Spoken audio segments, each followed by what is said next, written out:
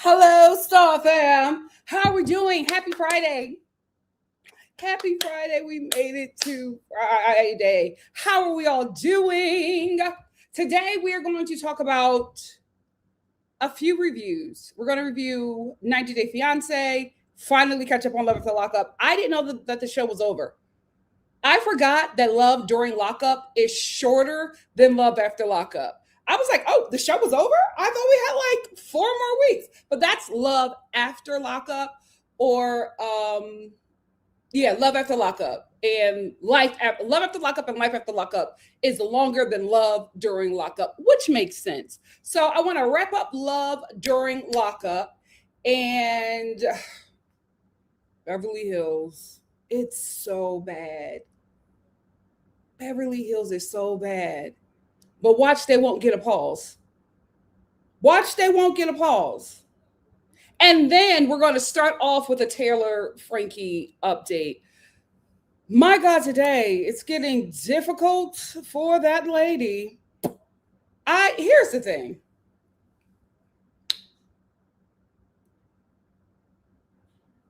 She should have never been the face of the Bachelorette, right? But what I can't stand is that when somebody has a misstep, well, this ain't a misstep, but when somebody F's up, right? Everybody everybody acts like they are not responsible for platforming that person. The way everybody is like clutching their pearls and like dragging her at every corner of the earth, I'm just like, no way all of you don't like this lady, because she got here because y'all were blowing her up. Y'all were blowing her up on TikTok. Y'all were blowing her up on Hulu. And I guess ABC was just like, well, if people like her this much, Let's make her the Bachelorette. And now all of a sudden, everybody hates her. No way everybody hated her. Because how does she get to where she is? How does she get to where she is? Now, everybody has this moral high ground, but I'm like, a lot of you created this woman. A lot of you platformed the Mormons, myself included. That's why I stopped reviewing that show, because I was like, at the end of the day, these are MAGA Mormons, and I'm giving very harmful people with harmful views a platform. Speaking through me, a trusted Black woman, I got to be more responsible. You know what I mean? So I even had to check myself. But it's just crazy to me with like all of a sudden, all these things are being taken away from her. But I'm just like, but she was the people's princess at some point, right? Y'all loved her at some point to not only platform her, give her an entire show based around her. That's why season 2 or 3 or whatever is on pause right now, because the whole show is crafted around this lady. But now all of a sudden we don't want to reward bad behavior. Now all of a sudden we want to reward good people and put up healthy content. I'm not buying it. I'm not buying it at all. You can't clench your pearls at me. You created that demon. I've reckoned with my part. Now you. Anyway, we are going to start off with Miss Frankie. So this young lady has now lost custody of her son. 48 hours. My God, today. She has had a very interesting 48 hours. Let's read it together. I'm reading from that demonic site. I don't want to, but I have to read from that demonic site because every source that I have been reading is taking from their article. So since they're the main article that everybody is getting this information from, we are going to read it together. So Taylor Frankie Paul temporarily loses custody of her son with Dakota. Dakota Mortensen just had a major legal victory against Taylor Frankie Paul. His request for a temporary protective order has been granted, and Taylor won't be seeing her son ever until April. That child's name is Ever? According to court documents obtained by these demons, Dakota will have temporary custody of their 2-year-old son until at least April 7th. So she can get the baby on Easter. Do Mormons celebrate Easter? When they're due in court. Until then, the fired Bachelorette star must also stay 100 feet away from Dakota, which includes his home. She also can't own any weapons. We told you all about it. Dakota went to court earlier this week to start the process of getting a protective order against Taylor, and happened to be there at the same time as Taylor's ex-husband, Tate. Dakota filed Thursday and told the court a chaotic and frightening incident during which she recently choked him. We broke the news just last month. Taylor allegedly choked Dakota, ripped a necklace from his neck, and scratched his neck during 2 altercations that occurred with their son in the same residence. We also obtained a video of the Secret Lives of Mormon Wives star physically attacking him ahead of her 2023 arrest for assault. As you know, ABC has cut her season of The Bachelorette just hours after the video was released. Taylor has maintained she's not the aggressor in the relationship and has confirmed her truth will come out. Sister, if the truth is going to come out, this would be the time. They going to take everything from you. They going to take everything from you. So if the truth were going to come out, this would be the time. They took your bag and they took your child. Next thing you know, that scammer that you let knock you up is going to be asking for child support. Huh? Get it. Where is your people? Where's your PR? First of all, she's all over the internet. She's commenting on everybody's social media in like a jokey kind of way.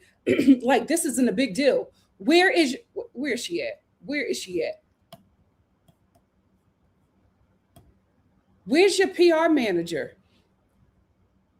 First of all, you need a crisis manager at this point. You should not be on social media commenting on what do they call it? It's not influencers. Is it reviewers? Pop culture people, the people that talk about like everything, kind of like me, but like on, TikTok and Instagram and all that stuff. You should not be responding, because she responded to this one guy who's like a pop culture content creator, and he was writing about the Bachelorette being canceled, and he said that there was he was commenting on a paparazzi picture of her, and he was just like, she just stays on her phone, and she was just like, well, I have to because it's my work. Girl, get off the internet. And then somebody else made a comment about the Bachelorette being canceled, and she's in the comments and she's writing ouch, and then like laughing at stuff, and I'm like, no girl, this ain't the time. This is the time where you should be leaning into being a white woman. First things first, get rid of that spray tan, because people confusing you and acting like you colored. Get rid of that spray tan and go back to your whiteness. Okay? I wouldn't say go back to the Mormon church, because they about to get some heat, because the mega whites are doing like a separation. So you guys aren't the good whites. You got to go to Christianity. You got to go to evangelical Christianity. You really, really do. You need to get in front of a church. You need to repent. You need to be doing all that crying and all that stuff. You need to be speaking in tongues. The Lord, forgive me. You got to be doing all that stuff. You got to be doing all of that stuff. You got to put down that social media. Take off that spray tan. Put down that social media. Get in front of a evangelical church. Not that much of a mega church, because they coming down too. Not that much of a mega church. You need to get in front of like, a middle of the road evangelical church, and have somebody like act like they're secretly recording you, but you know that they're recording you and giving your testimony and crying and repenting. That's where you need to go right now. You can't be commenting under these pop culture specialists who get money off of you interacting with them, because that boy going to keep on running that comment that you made in his comment section, because that brings him views, and that's his paper. So he going to use that to continue to make money, and that narrative is going to keep on being shared that you are not taking this serious. And now you've lost custody of your son until April. If you are in LA, go to hell home. You do not need to be in LA, because it's paparazzi everywhere, and right now you're a hot topic. Don't let them catch you coming out of Salt and Straw with some ice cream. You are supposed to look like you are going through it. You just lost custody of your child. Put down the social media. What is happening? What is happening? They're going to take everything from you. And that jealous man that knocked you up is going to profit. I keep on telling you, ladies, your first hater is that man you lay down with. For white woman, it's your mother. Not all of them, but my God, today. My God, today, you got to clock when these men are jealous of you. A jealous spouse is a dangerous spouse.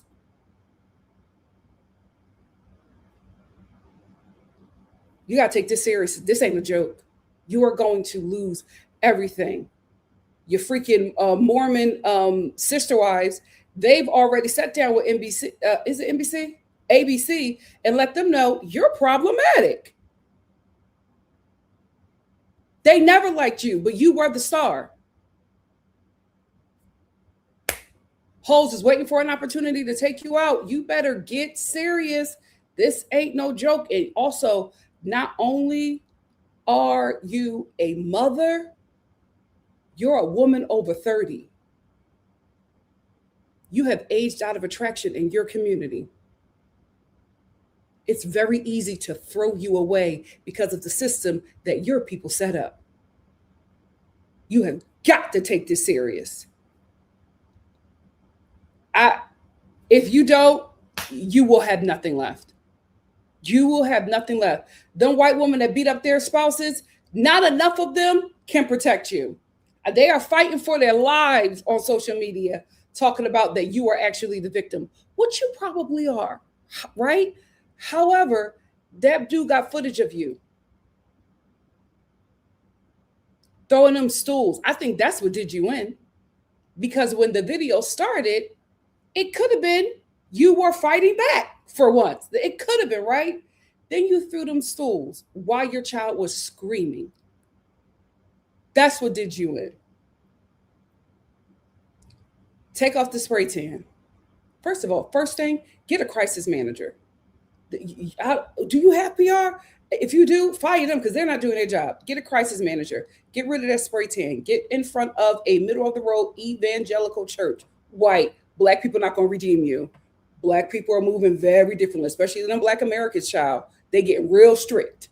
So they were not going to redeem you. Get in front of a white evangelical middle of the road church. Get off of social media. Get rid of that man. Get rid of that man. Get rid of that man. Because if you end up going back to him, you will have no redemption. Because right now, the only community that you have that is protecting you are white women abusers. If they see you go back to the man that you was given a two-piece to, they're going to call you weak and get out. Because they're only riding with you as long as you are beating up men. That's not funny. I'm sorry, but I cannot believe that you got a fan base for beating up that man. Girl! Oh!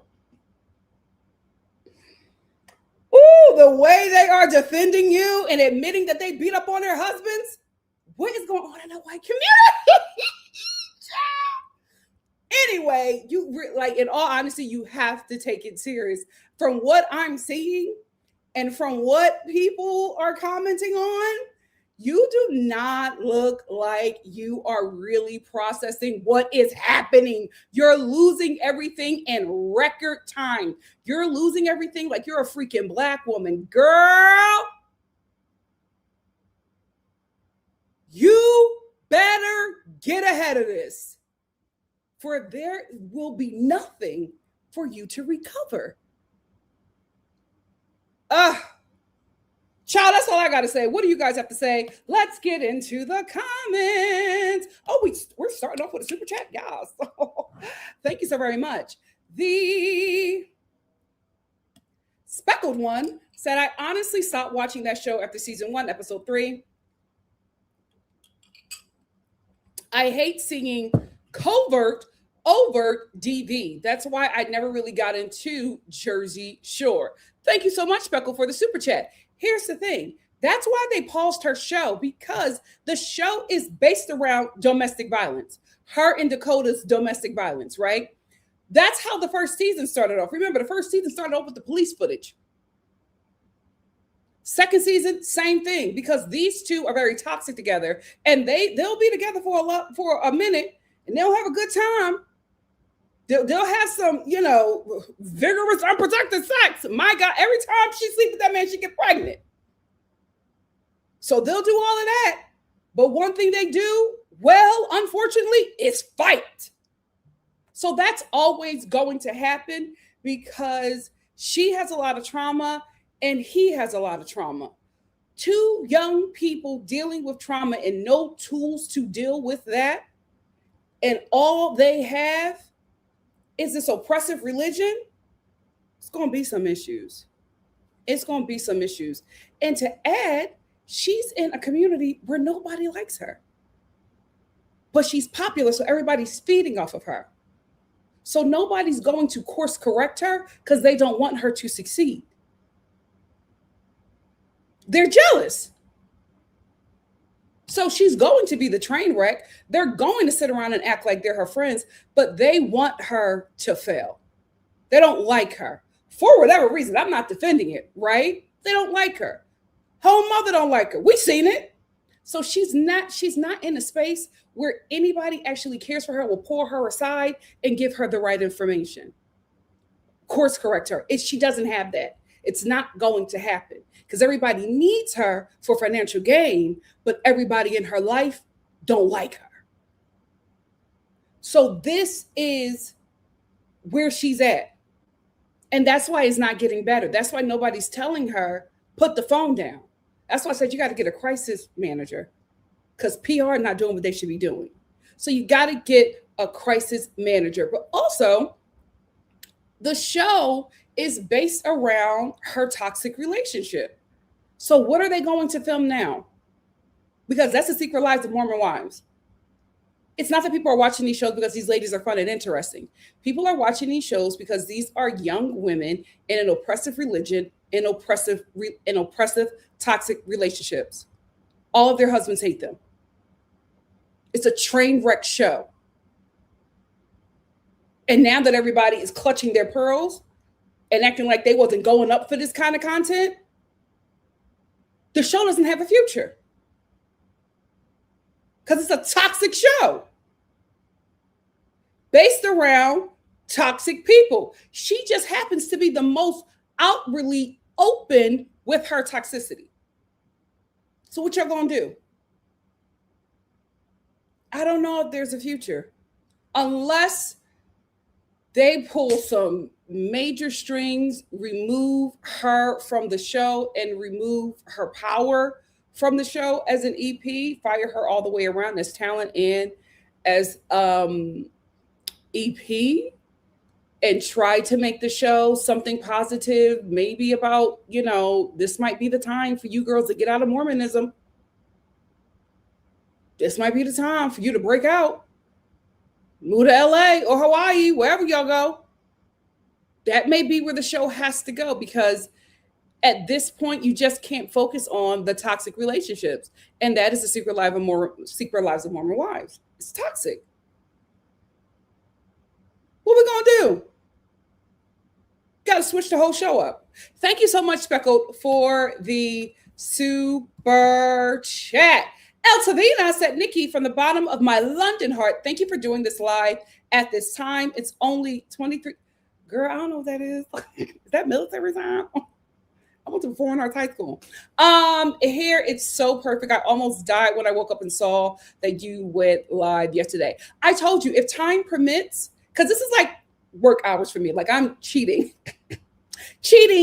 into my career to do these lives a bit earlier. If I have the time, I will always do them earlier. And earlier, like at 12, if I can, 12 Pacific Standard Time, if I can. So thank you so much. I'm glad that you were able to join us here. Busola said, oh, wait. It's only 23:30 here.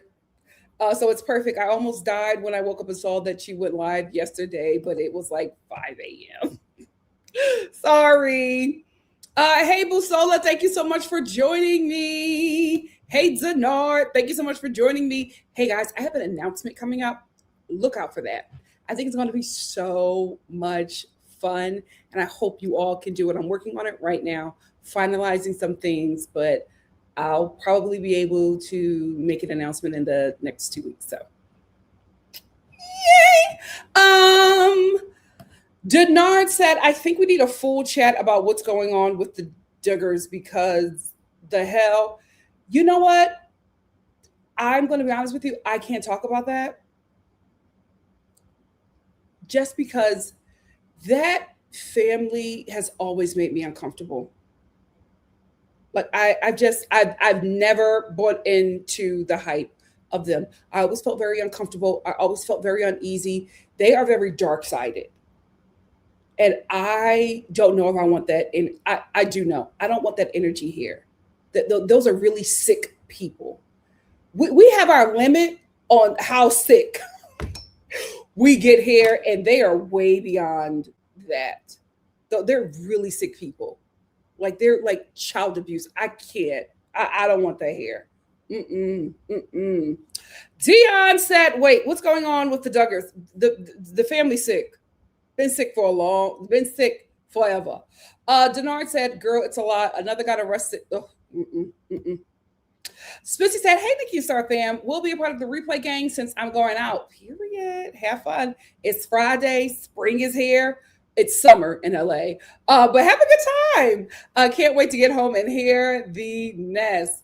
Dear Show Podcast says, I've been enjoying the lives all week. Me too. It's been fun chatting with you guys all day. Hey, Simone. Simone said, hey, Star fam, this whole Bachelorette situation is giving me flashbacks to plantation. Oh, Janelle said, "Hey, Nikki.Star fam. Hey, Mama Star and Toya Star. Side note, did y'all hear that? Oh yeah, Lotto was big pregnant, but she's been trying to hide that belly. Everybody's seen it. Here's the thing, Black woman, it's always the nose. It's always, you may think that you are hiding that pregnancy. We can all see that nose. Congrats to her. What's his name? I know he British. What is his name? It's not Cinco. It's not Soldier Boy. The name is on the tip of my tongue. I want to think about it. I'll say it. Hey, Greta. Greta said, "Hey, Nikki.Star fan, what's up? Hey, Miss Afro Majestic. Happy Friday." Simone said, "There are people begging ABC to drop the show on Hulu as if the new CEO of Disney will let that happen." Simone, I kind of think it will. I don't think they'll drop it anytime soon, but I think they'll drop it like New Year's Eve. Just to recoup something, but because here's the thing. I think if the men of the Bachelorette do enough of a sympathy tour, you know what? We're just going to, okay, I just thought about it because there are two things that I also want to talk about, but we need more time. So I'm just going to do a Bachelorette live on Monday, and we'll just talk about everything that has transpired and updates of some things, because we have got to talk about the men of the Bachelor acting like they were like being shipped off to war. The way that the statements that they're putting out, I'm like, y'all need to, let's calm down. Let's calm down. One guy was just like, "I'm doing all right, guys. Thank you for checking it." Your show guy, never mind. Because you know what? A canceled show does hurt. I will say that. But they are being real dramatic. Come on, guys. You did this show for free. I mean, you're just losing exposure, and that's still a big deal, but they are being so dramatic, and we will talk about it. We will talk about it. Hey, Irene, thank you for being here. Hey, Alex, thank you for being here. Yes, thank you, Danoff Tommy. Hit the like button, guys. Like, comment, and share if you care. Hey, Movable said, "Hi, Nikki.Star fam. I'll be in the replay gang after work. How dare they expect me to be focused while I'm on the clock?" Exactly. Denard said, "Ever, why would you do that to your son?" By naming him that. I thought it was a typo. I was like, they named that baby Ever? Okay, girl. Okay. Midwife K said, "How convenient the 2023 video footage came out right now and not back then." A jealous man is a dangerous man. If it was Dakota, because we talked about it in my last live, and you guys are starting to make me believe that somebody at that network did that. And I feel like it's probably because of her domestic violence.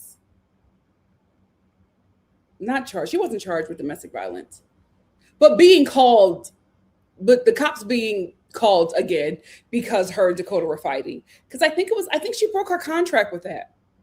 I think she also broke her contract with being in contact with Dakota in that way, because you're presenting yourself as this like single mom. Why is this like crazed baby daddy back in the picture? Like, I think they were just like, let's just cut our ties with this girl. It's a real expensive tie to cut. I will say that. It could be either or. It could be the network, it could be Dakota, or it could be TMZ. I feel like it's one of those. I'm leaning more towards Dakota because from what I have watched on their show, he's very jealous of her, but who isn't jealous of this girl on that show and in Utah? Hey, Kimberly, thank you so much for commenting. Kimberly said they never show you what he did to make her that crazy. He is gaslighting the bleep out of her. Oh, absolutely. Absolutely. Like, listen, what she did was absolutely wrong. Was it convenient that it started, that the video starts with her hitting him? And I am saying this as somebody who has watched your show. I think a lot of people are just like, oh my gosh, and I think you should be who watched the video. You should be. That video was a tough watch. If you've seen that show, they're the two sides of a toxic coin. They are twins in toxicity. There's nothing that she did to him that he didn't do to her. He was just smart enough to film it. Critical Thinker said, and ABC knew all of this before the season started. ABC waited for public relations. My thing is, where was public relations when she was cast? Where was public relations when her name was floating around at ABC? Like, this was such a huge risk. She is such a liability. People who don't even work in TV didn't understand why they made this choice. One of you guys said that Janae from Love Island should have been the Bachelorette. And I agree. I was just like, I would have taken that, but I don't know how easy it would have been for them to poach her from NBC. But I was just like, that's a better choice. And I think that's what they may do. I think they may start doing like Celebrity Bachelorette at this point, which would be a smart move. Ashley said an average looking Black woman with 3 kids and domestic abuse charge would never be picked for the Bachelorette in the first place. White privilege. We have to be perfect, childless lawyers, models. Absolutely. And we can't speak or show emotion. Give me shoulder said Taylor has her remaining kids to raise. A mom of three has way too much time on her hands to be worried about us. She's very immature and Huda coded. Oh, this is Huda. This is a Huda with a couple years. Give me shelter said, not Nikki helping Taylor hatch a plan. Listen, I'm no shade. I'm not thinking about her. I'm thinking about them children. At least the one she still has, the ex-husband, he's not trying to get custody. The ex-husband said, oh, you trying to get custody? Good luck. I don't want them kids full time. A mess. Movable said, I do not understand the risk assessment that was done in those rooms to have a woman who already had a TV show pause because of her committing domestic violence, then give her another show. This was just really dumb. To see what happens when you listen to Nick Bow? Why the hell would you do that? Doesn't make any sense to listen to that man.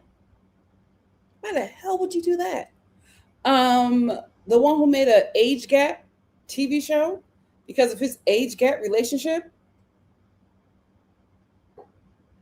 And the show was hella weird because all the old people are real creepy towards the younger people. Even that sister, I saw a clip. Of that sister. It's getting a little weird. Dion said Mormons and evangelicals are basically the same thing. Yeah, but one is more accepted. That's all I was saying. Don't get serious over there, Taylor. That's the same cult, child, in a different font. Irene said there's a clip from her podcast she did in 2023. She admitted that she was the aggressor in that altercation. Oh, well, okay. You know what, Taylor? I can't help you then. You better go apply at Walmart. They're the only ones that hire felons. Ashley said, Nikki, your eyeshadow looks are eating. Thank you so much. It's just getting warmer. And I was like, why not have fun? Why not have fun? Because we're trying to be outside. So I'm at least I'm trying to perfect some things. So by the time I get outside, I know what I'm doing. Thank you. Hey, Kylie Steve. Kylie Steve said she needs to contact Erica Kirk. They are cut from the same cloth. Here's the thing. I wouldn't suggest she go the Erica Kirk route. She's too unhinged. She won't be able to keep that up for long. Erica Kirk, she's going to keep that up until she's 60. Then she's going to be spotted in some lesbian dive bar in Texas. And is going to come out and be like a leftist. Wait, just you wait and see. Hello, Star there. Denard said everyone is closing ranks and she publicly isn't catching on and is going to mess up her bag completely. She's out of it. She is out of it. I'm like, girl, you better wake up. Miranda said at some point you have to grow up. This is the worst to me because she's over 30 and solidly an adult. Here's the thing. She is stunted, like a lot of the Mormons are, because they become parents, wives, and parents, husbands, and parents. It's like teenagers. You don't have time to grow and know who you are and make mistakes and fix those things because you're expected to do everything right with no life experience or guidance. Ah, um, Winston said she doesn't care how she is being perceived. I'm not sure if she doesn't. I will say the way she's handling her social media, it could appear that way.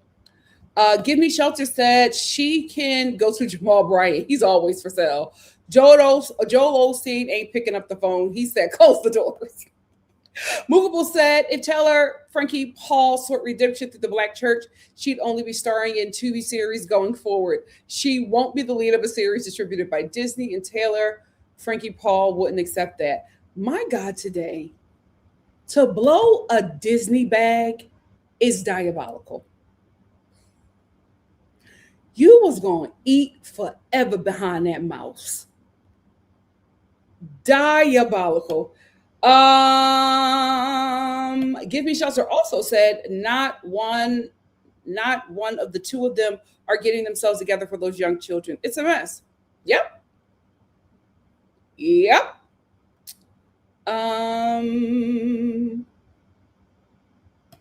Me Shelter said, did my super chat go through the other night? I tried to get it in before you disconnected the live. You know what? I'm not sure. I would have to go back and watch it. But thank you for the super chat. Speaking of super chats, we got one from Kimberly. Kimberly, thank you for the super chat. Kimberly said, kudos for that cute reading rainbow top. Thank you so much. Guys, oh shoot. I was going to tell you the store I got it from. Mind you, this was years ago. Can't tell you now, child. Can't tell you now. BY said all of the cast members are EPs. Taylor is paid more because she is the focus of the show, and they had a problem with that, child. Give Me Shelter said, gotcha. I stopped watching TLC when they put the Duggars and John and Kate +8. Something about that channel's reality shows were and remain a turnoff. Well, TLC was mainly a show for white evangelicals. That's why they're putting all those shows up there. They've been, trying to get more diverse content, but that's how it started. So that's the audience that they cultivated. So they would, of course, give you shows like that, like Welcome to Plathville. Them kids are scary. I was never going to watch that. They all gave me Children of the Corn. I said the devil is a liar. I'm fine with Children of the Corn being fiction. I'm not watching real life Children of the Corn. That's scarier. Absolutely not. Hey, Dr. Jen said marriage means nothing today. Good. No. I think that a lot of people are playing with it, but I also think that a lot of women are being more careful before entering into that and realizing that it doesn't define the relationship. It is just a contract with you, your partner in the US government, and you need to realize or think about if that's something that you want to do. So I think it's dead in the former identity. This new form of marriage, I think it's healthy. Not the one on reality TV. Kitty Cat said, do you think Taylor can be fined from ABC? Absolutely. I don't think they will, because I think it will be a backlash, right? You already canceled the lady's show, right? And then you're going to fine her. You're going to fine this single mother of 3. All she got to do is get on there and cry and say that this network is treating her unfairly. and then give examples of how they treat men who have issues, because there are going to be some men across that channel who are deeply problematic. So I don't think they would do that because of the backlash, and I think they thought about that. But if they knew it wasn't going to be any backlash, absolutely. Movable said, I think they'll slice and dice the Bachelorette footage into a documentary or something. Yeah, we're going to see that footage. I don't know in what form, but we're going to see that footage. Miss Afro Majestic said, every time I hear Dakota, I'm thinking of Dakota Man on Fire Fanning. Child, they got the same eyes. Miranda said, by the way, I just returned from Belfast. Nice. And baby, they all wanted to talk about what's happening in the U.S. People at the pubs we went to kept saying white Americans weren't welcome there. You know what? I have learned this past week, because my sinners feed has turned into Irish hate Irish Americans. I did not know, they don't like them people. They do not like, I did not know that. I did not know that. It is not kosher with them, child. It is not kosher. Let me get a couple more, and then we will move on into Love After Lockup. Miss Afro Majestic said, the fact that she pleaded guilty, and ABC and the production company was like, all right, because you were white, come on now, do better. She shouldn't have been the Bachelorette. It just was a stupid idea. And it's like, it reminds me of Michelle Obama. Remember that quote she made about how everybody wants to get to the table and have a seat at the table? And she goes, I've sat at that table. They're all stupid. And she's right. She's right. Because had there been a woman on that decision board, a Black woman at that, she would have never been a Bachelorette. But these people don't come from anything. And they don't know much because they're rich, right? So go to school and get educated for what? They're not there to get educated. They're there, if they are in school, they're at some Ivy League, rubbing shoulders, trying to make connections and network, or get married off into money, into more money than they already have. They're not smart people, because this made no sense. And when it was announced, the poor's and working class was like, huh? Why would you do that? But to them, it made sense. They're not smart. They're not.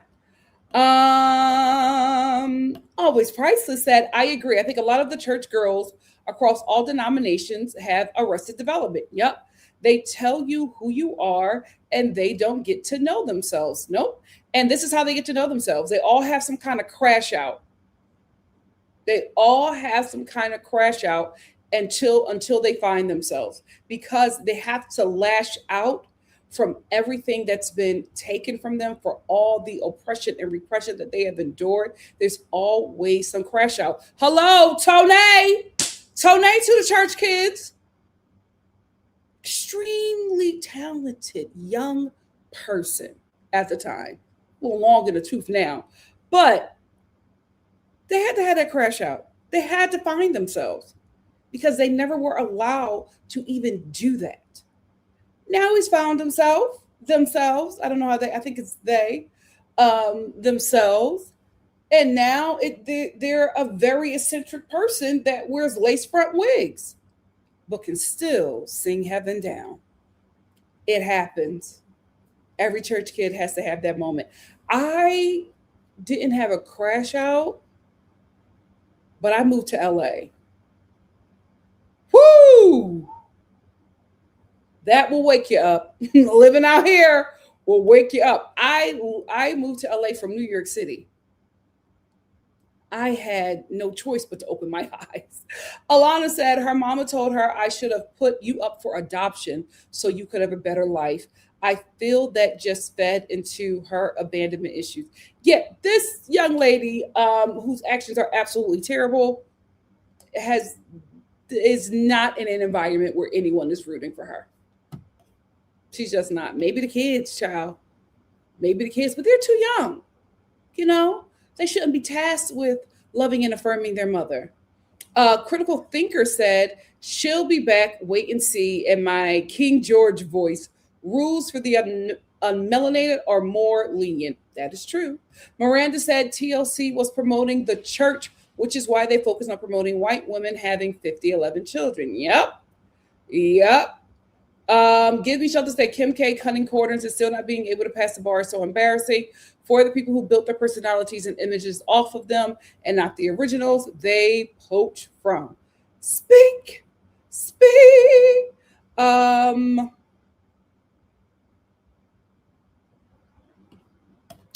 El Tavita said, wait, I almost spit out my non-existent drink. Nick Val was the one that created that stupid A show. Yes. That's his show. And it's based off of his relationship to that child bride.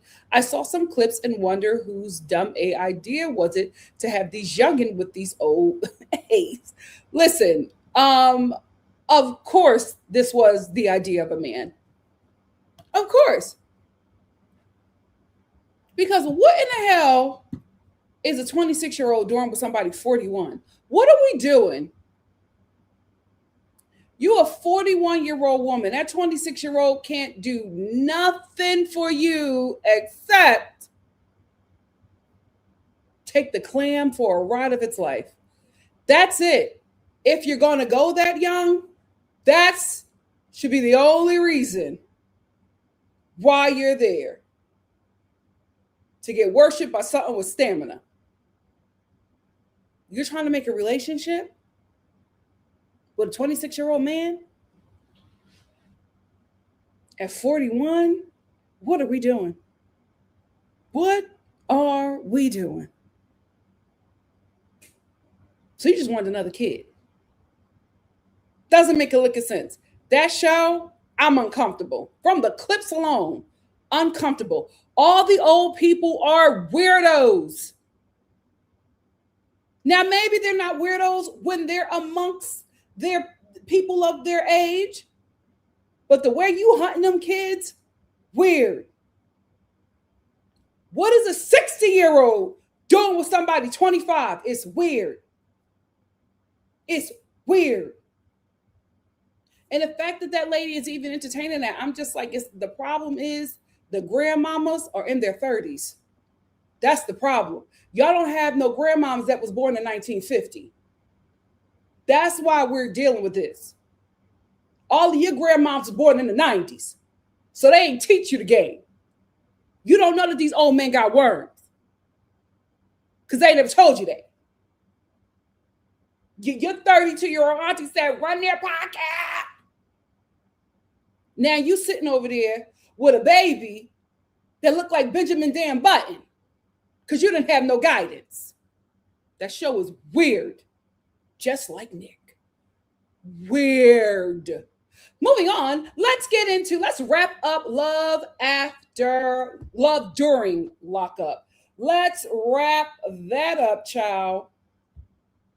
I will say this. This was one of the most interesting love during lockups. Like the other seasons have not been that good, but this is good. Let's get into Emily and Justin. Well, this was depressing.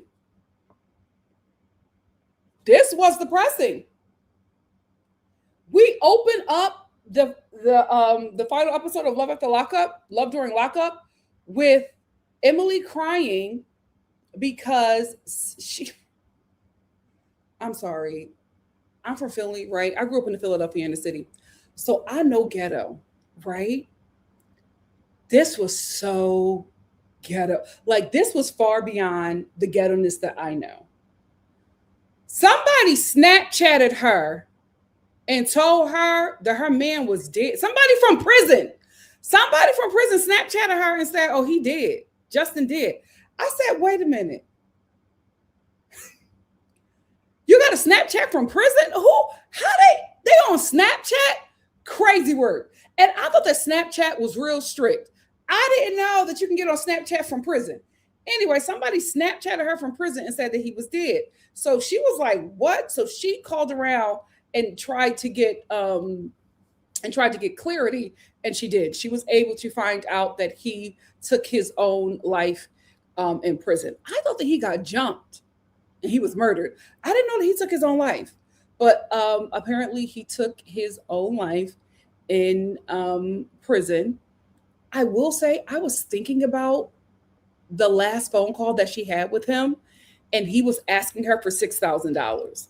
I wondered if that had anything to do with it, because that is a huge price to add. Like, that's a lot of money, especially to be asking for prison. Like, what are you doing in prison? Ramen noodles don't cost that much. So why do you need $6,000? So I listen, I could be wrong, but I'm like putting two and two together. I'm like, the last conversation you had with this man, he asked you for $6K. Y'all got into an argument and you didn't talk to him again. And now he's gone. That was crazy. That was crazy. And I will say this about Love during Lockup, Love after Lockup. They have great casting. My God, today, do they know how to give you like a gut punch to reality? Because this is the life of these people, right? And you're sitting there and you're watching the ghetto-ness and you're being entertained. And then the next thing you know, it's like, oh, so-and-so, overdosed on crack. You're just like, oh my gosh, like, whoo, can we keep this show a little lighthearted? But again, they filmed with this gentleman. They didn't know that he was going to unalive himself, unfortunately. But this was really sad. Like, she was breaking down the entire episode because she's just like, I don't have any answers. I can't call him. I don't know what to do. And we just watched her really deal with the reality of it because, like, listen, this show is a train wreck. It's messy, it's ghetto, it's funny at times, but it is real life. These people ain't faking. This is real life. And she was just like, I don't know what to do. I want to call him. I can't call him. I don't have any answers. And this was just so sad to watch. I will say the creepiest thing was that when her mom did her confessional and she was talking about, Justin passing away, and the mom was just like, oh, I'm glad she's out of that. I'm like, okay, listen, mama, I know that you didn't like that your daughter was with this man. You could at least act like you're not elated that he's dead. She was smiling throughout the whole thing. She was like, it's a tragedy, but my daughter's free. Impeccable casting. Impeccable casting. But that's where Emily's story wraps up. I think that these two were hoping to, or she at least was hoping to get on Love Life After Lockup, but that is not possible. At least in the storyline that she is in currently. So they wrapped up Emily early because there's nothing to film. Her partner is gone.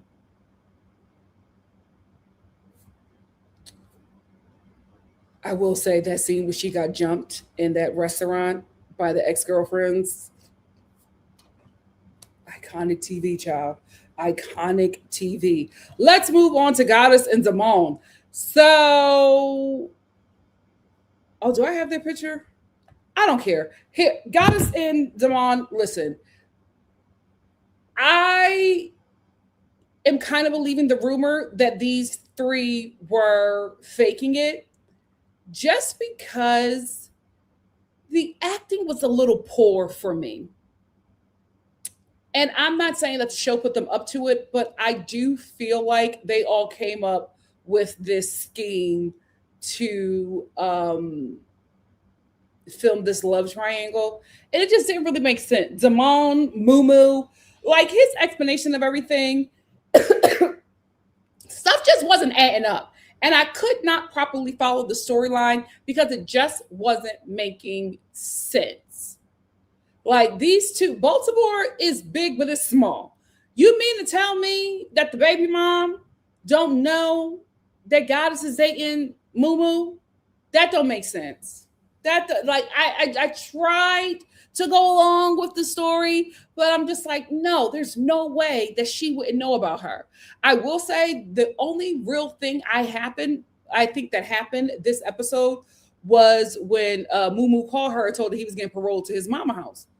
And she was just like, what's going on? And he was like, well, I'm getting paroled to my mama house. And she's just like, wait a minute, we're supposed to be engaged. Why are you getting paroled to your mama house? And she was asking him all these questions. And one thing about a Black woman, she gonna find the truth. She was just like, something not adding up.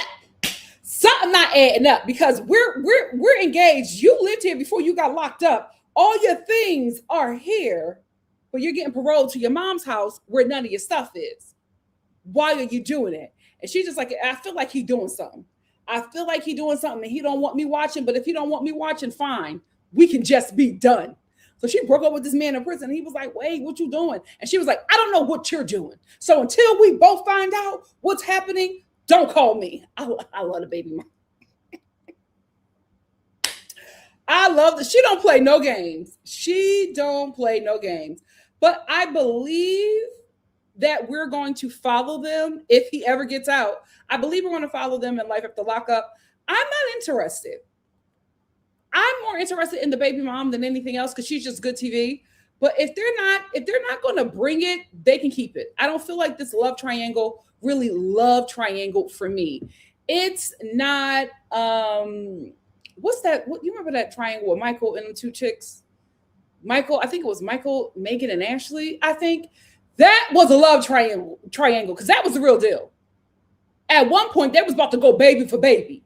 That was the real deal. Now, I don't know. I don't know if anything can top that love triangle. And I think that Love After Lockup keeps on trying to do it, but they just haven't found that spark yet. And I don't think they're going to find it with this trio.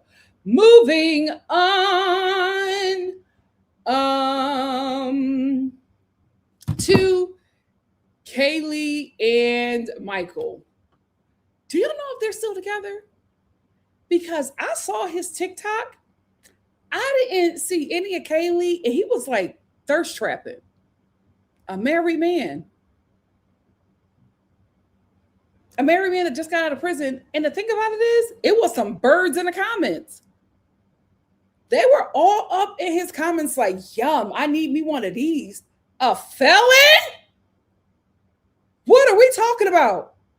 That TikTok be looking real single. So let me know if they still together. Anyway, this is the representation of a terrible mother.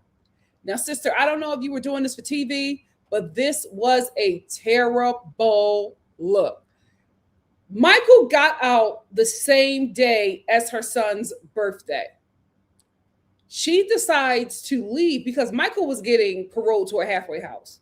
He was going to be there for like 6 months, and then he could be, released to go live with her. So she's just like, oh, I want to go pick him up because I want to have sex, basically. So she left her son on his birthday, didn't celebrate the kid, to go sleep with her husband who just got out of prison. However, when she gets there, he tells her, oh, I can't go with you. They're getting me a cab and they're dropping me off at the halfway house. So she went up there to get some incarcerated dingaling and wasn't even able to get it and missed her son's birthday.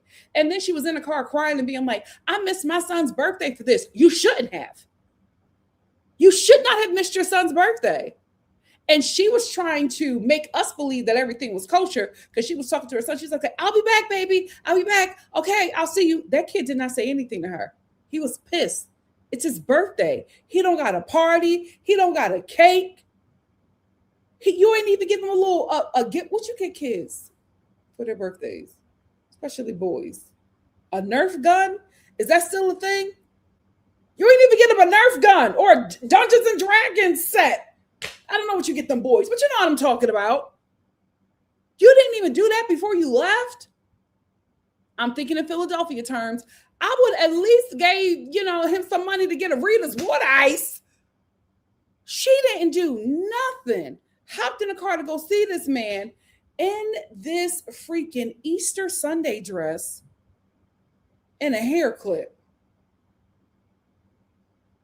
I said, are we trying to turn him on or what? Like, this is how you're seeing your man who just got out of prison? No, mom, you got to show up in a trench coat with no panties. Like, what? I just, okay. We're going to see them on Life After Lockup. My God, today. I hope we don't see her being a terrible mom. But who knows? Because her oldest daughter is apparently the mother. She's the one taking care of everybody and even giving her mother advice on how to deal with her husband. A mess. It's all a mess. But I will say, although I think that on the show, sister, she looked like was or portrayed herself as a terrible mother. I did think it was really cute when they saw each other. I was like, oh, these two really like each other. Like there's something really, really there. Like, this is a real relationship because the way they hugged and kissed each other, I was like, oh, so this really your man. Okay. And it was all hugged up at Walmart, of course. Who's surprised? But these two are like really in it. So we'll see more of them on Life After Lockup. Monique and Titus. Monique, don't come on this show no more.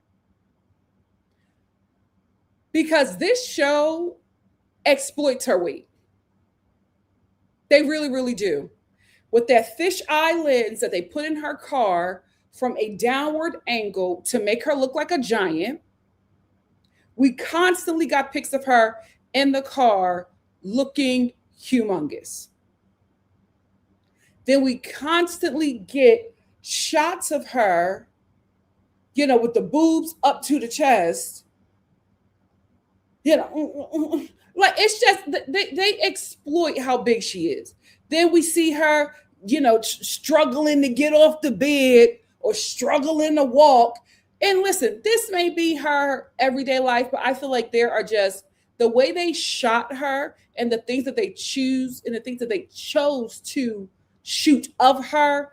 I felt like they were just exploiting this lady's size, right? And her low self-esteem, because this man is telling her whatever she wants to hear. I don't think we're going to follow them during Life After Lockup because I think he's still currently incarcerated. But this woman has low self-esteem. You know what I mean? She goes to visit him in prison. She's all giddy. She's sitting and she's just like, oh, this is one of the best dates of my life.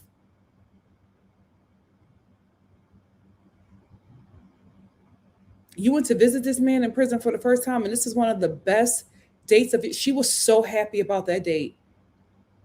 It like made her day. And all he got to do is call her, and make a little comment about her body. Don't wear no panties the next time you come see me. She's just like, don't come on this show no more. I don't want you coming on this show anymore. No shade until you lose weight and until you get some confidence. Because this show is exploiting you. Exploit them back. But exploit them back when you feel good about yourself. I feel like, it's like a Kaylee. She a big girl. And she got all this, this. No shade, Kaylee. I've never seen a plus size person get a BBL and they left the BBL more plus size than when they went in. I ain't never seen that kind of work. That was crazy. But she's plus size and confident. She was on our screens in that Shein lingerie, spread eagle, clapping cheeks. Monique don't have that. And I don't like watching it because it just seems like they are exploiting the mind of somebody with low physical self-esteem. And the show's exploiting her, and this man is exploiting her. Don't come back on this show until you feel so confident about yourself. You're obnoxious. You're obnoxiously cocky. That's the next time I want to see you on my TV screen. Moving on. Oh, before we move on, she went to see him one time and was begging him for a baby to the point where she made the prisoner uncomfortable. She's like, when we gonna have a baby? Yeah, you gonna put a baby in me. Yeah, I'm ready for you to put a baby in me. You met him one time.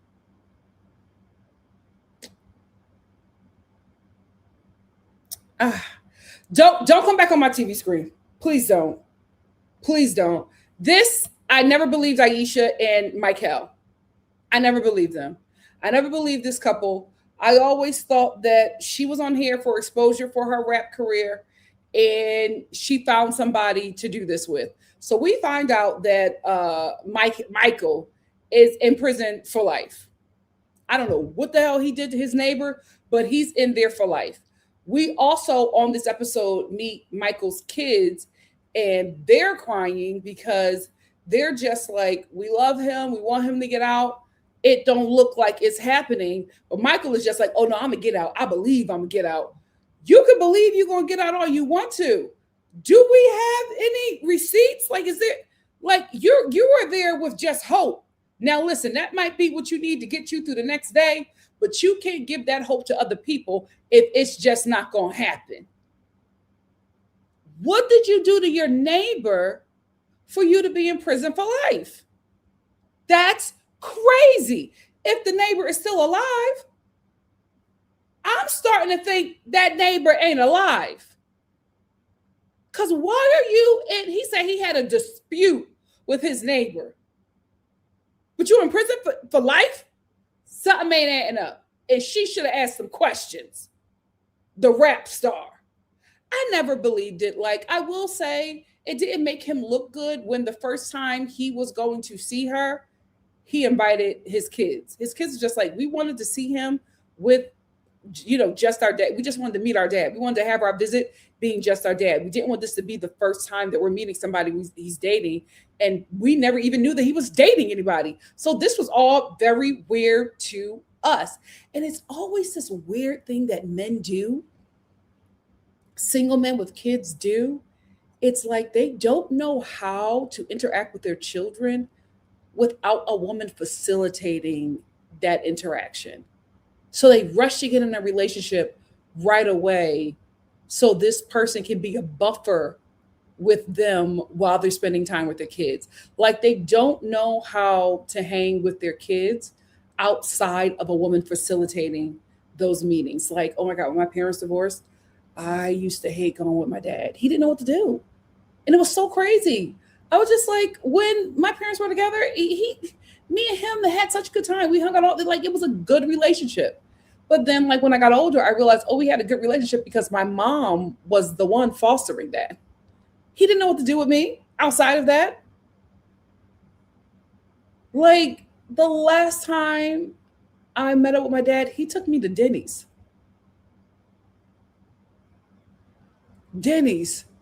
And they got mad that I didn't eat anything. I haven't ate at a Denny's since I was 6. And it was with you. Why would you think that I want to go to a Denny's? Like you don't know anything. You don't know how to do that. And when I told my mom said, Denny's, see? They don't know how to deal with kids outside of a woman. It's so crazy. And that was the only real thing that I could like relate to and kind of understand in that situation because I didn't think that that was fake. The kids were just like, why are we meeting her? We're supposed to just be seeing you. Why is she there? But he don't, even in prison, he don't know how to spend time with his children.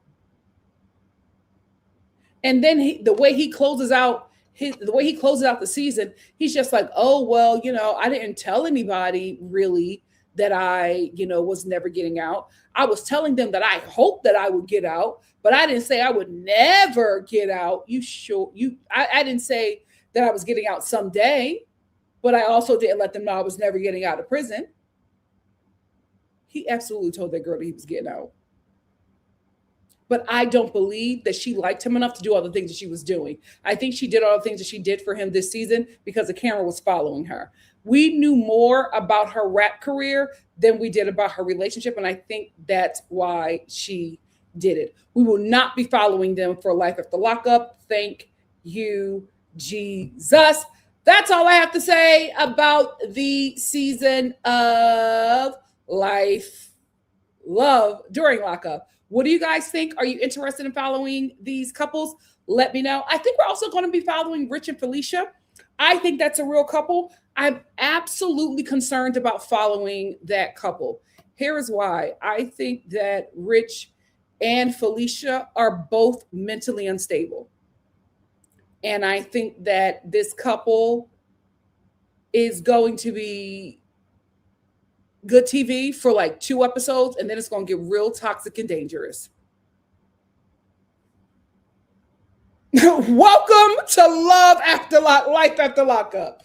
That's all I have to say. What do you guys have to say? Let's get into it.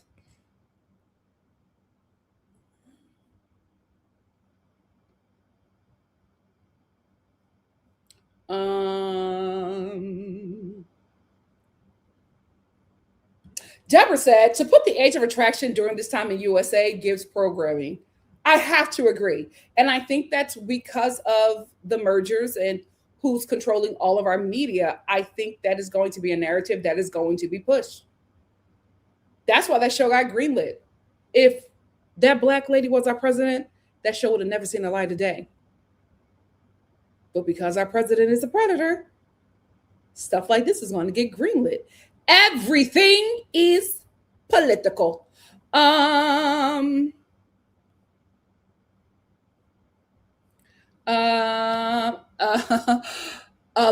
said the black girl on the age show was weird. Of course she's weird. Of course she's weird. She's trying to have a relationship with the 26-year-old. That's a weirdo. That's a weird. You're 40 freaking one. That's a weirdo. Why are you in a relationship with somebody you are old enough to have birth? Shouldn't that be the line? Shouldn't that be the line? If I could give birth to you, I'm not going to entertain this relationship. She's weird. She's weird. Very, very weird. Always Prices said, haha, my granny would be 100 on my 40th this year in June. She taught us the game. What a treasure. What a treasure. Oh my goodness. Tell her we said happy birthday. That's so beautiful. Oh, I wish my Gammy was still here. Irene said the men are upset they won't have the exposure for sure. Oh, absolutely. This is about the Bachelorette. Oh, absolutely. Absolutely, they're going to feel some sort of way about that. Why wouldn't they? They signed up. Listen, they did this show for free. They quit their jobs and took breaks from the jobs that they could, left school or whatever they were doing, moved out of apartments, changed their lives completely because they thought this show was going to change their lives. I absolutely understand being disappointed. I just felt like they were dragging it. But you know what, men? Milk it, because you gotta do something. If I were any of those guys on The Bachelorette, I would start a YouTube channel and I would talk about my time on The Bachelorette. I would literally tell everybody what happened on every episode that I was there. Behind the scenes tea. Because you gotta do something. You gotta do something. Turning into a bachelor gossip page, you're gonna have to do something. Hey, Miss T, thank you for being here. Hey, Mama Star, thank you for being here. Miranda said, ain't no way that I'm teaching a 26-year-old about my cash and price. Whenever I'm 45 and comfortable, he becomes my son real quick. Yuck. Absolutely. Absolutely. Miss T, I think so too. I think something happened because your last conversation, this man is asking you for $6,000, and then the next time you hear about him or from him, he's gone. That was a lot of money to ask for. And she was asking, what was it for? And he would not tell her. So sad. Somebody Snapchatted her from prison, mama. D. Nicole said, right, I definitely thought he got himself involved in something inside prison. He asked for 6K after she had already given him 3K when she came back from Vegas. He's almost asking for 10 grand. What is going on in prison? Insane. Insane. Oh, listen, everybody involved in that love triangle, nice face cards. They're all very attractive people. It does give scamming for TV. Dear Show Podcast said, I dislike the thruples on this show. It's silly. Well, this thruple isn't really giving. They're not really giving. They're not really believable to a point where we want to watch them. They got to give us something more. I feel like they got to match the energy of the baby mom. Busola said, Michael, Megan, and Sarah. Thank you, Sarah. I wonder what happened to them. Well, Michael is strung out on some kind of substance. Megan is doing very well. She's thriving. Sarah and the kids are doing very well. Sarah lost some weight. She's focusing on fitness and being a nurse and taking care of her kids. So the women are thriving. Michael is a mess. Miss T said, Bonita sold his car. She can't hide that. True that. We'll see how that pans out on Life After Lockup. Oh, Legos. Thank you, Mom. Mom said, Nikki, you get kids late Legos. Do kids today play with Play-Doh? Play-Doh, Legos, Nerf guns. Atari's not around anymore, right? It's not. No, it's not. It's not Atari. It's not Sega. PlayStations. Bubbles. The big bubbles. The kids like the big bubbles. Do they like light brights? Oh, I loved my light bright as a kid. I wish my mom would have kept some of my toys. She was always giving them away. Oh, these kids need more. I'm like, can I at least keep my glowworm? You know how much my glowworm would have been today if my mama kept it in my Rainbow Bright bank? I wouldn't have sold it though. I would have still had it. I would have still my Rainbow Bright, but you know what? Let me look and see if I can find it. Oh, why my computer? Oh, my charger ain't in. I'm going to see if I can find a Rainbow Bright bank. I love my Rainbow Bright bank. Oh, she's so. Oh, they have it. Oh, I'm gonna get it. Oh, I'm gonna get it. Ooh. Oh.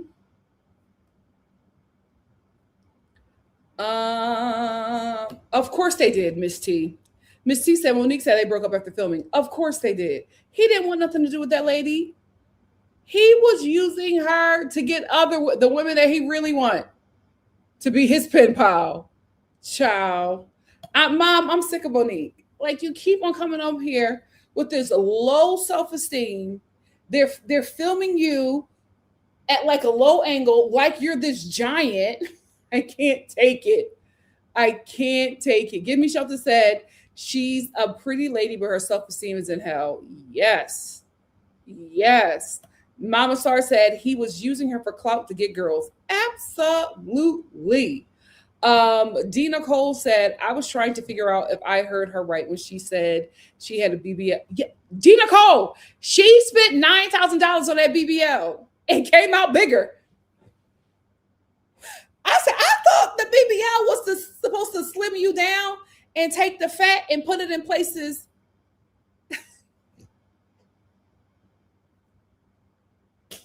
Ciao.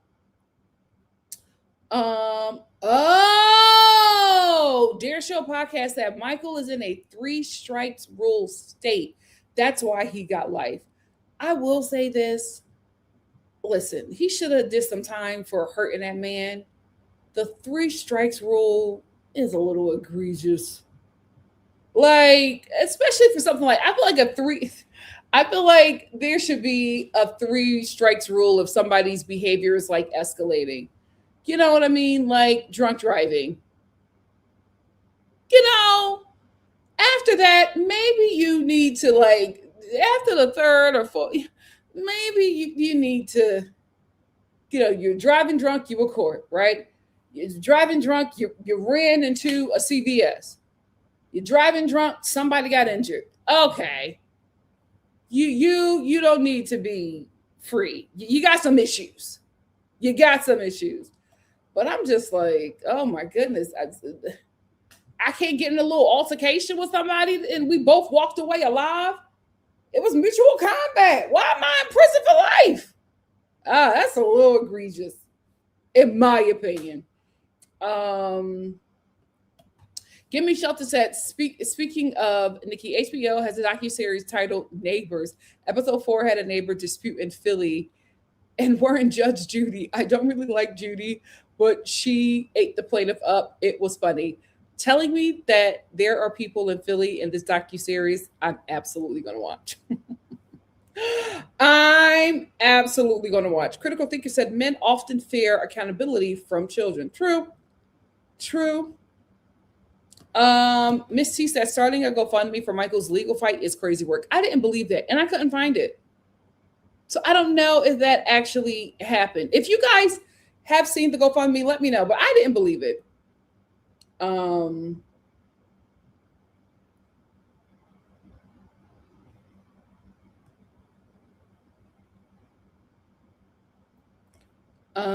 Miranda said the Epstein class is running the country. So you'll start hearing things like child attracted in an effort to solve society to the idea of romantic relationships with children. Oh, absolutely. CM said, mine do all of that. Can't wait for the end of the year. Water balloon fight. Yes. Your kids should play with the light. Oh, well, not the young ones because they'll eat them. But a light bright is so much fun. I saw this lady on TikTok who still kept her light bright. Mom, she still had her light bright from when she was a kid. And her son was in their backyard and the sun was setting and he was playing with the light bright and he was having such a good time.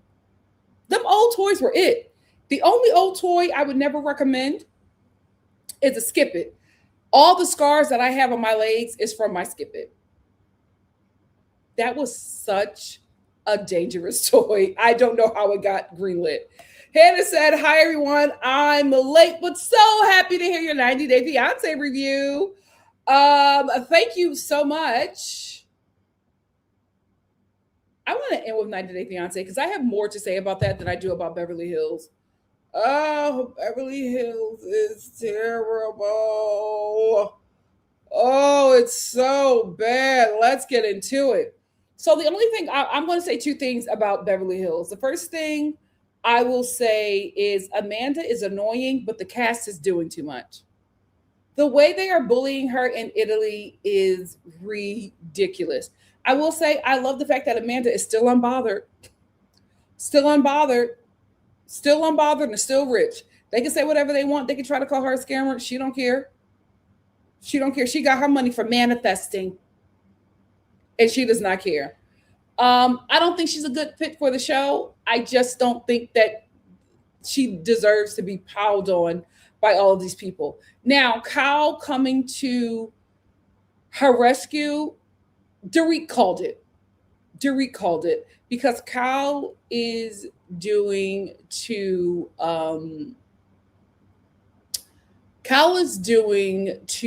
Amanda what Lisa Vanderpump did to Brandy and what Lisa Vanderpump did to Teddy.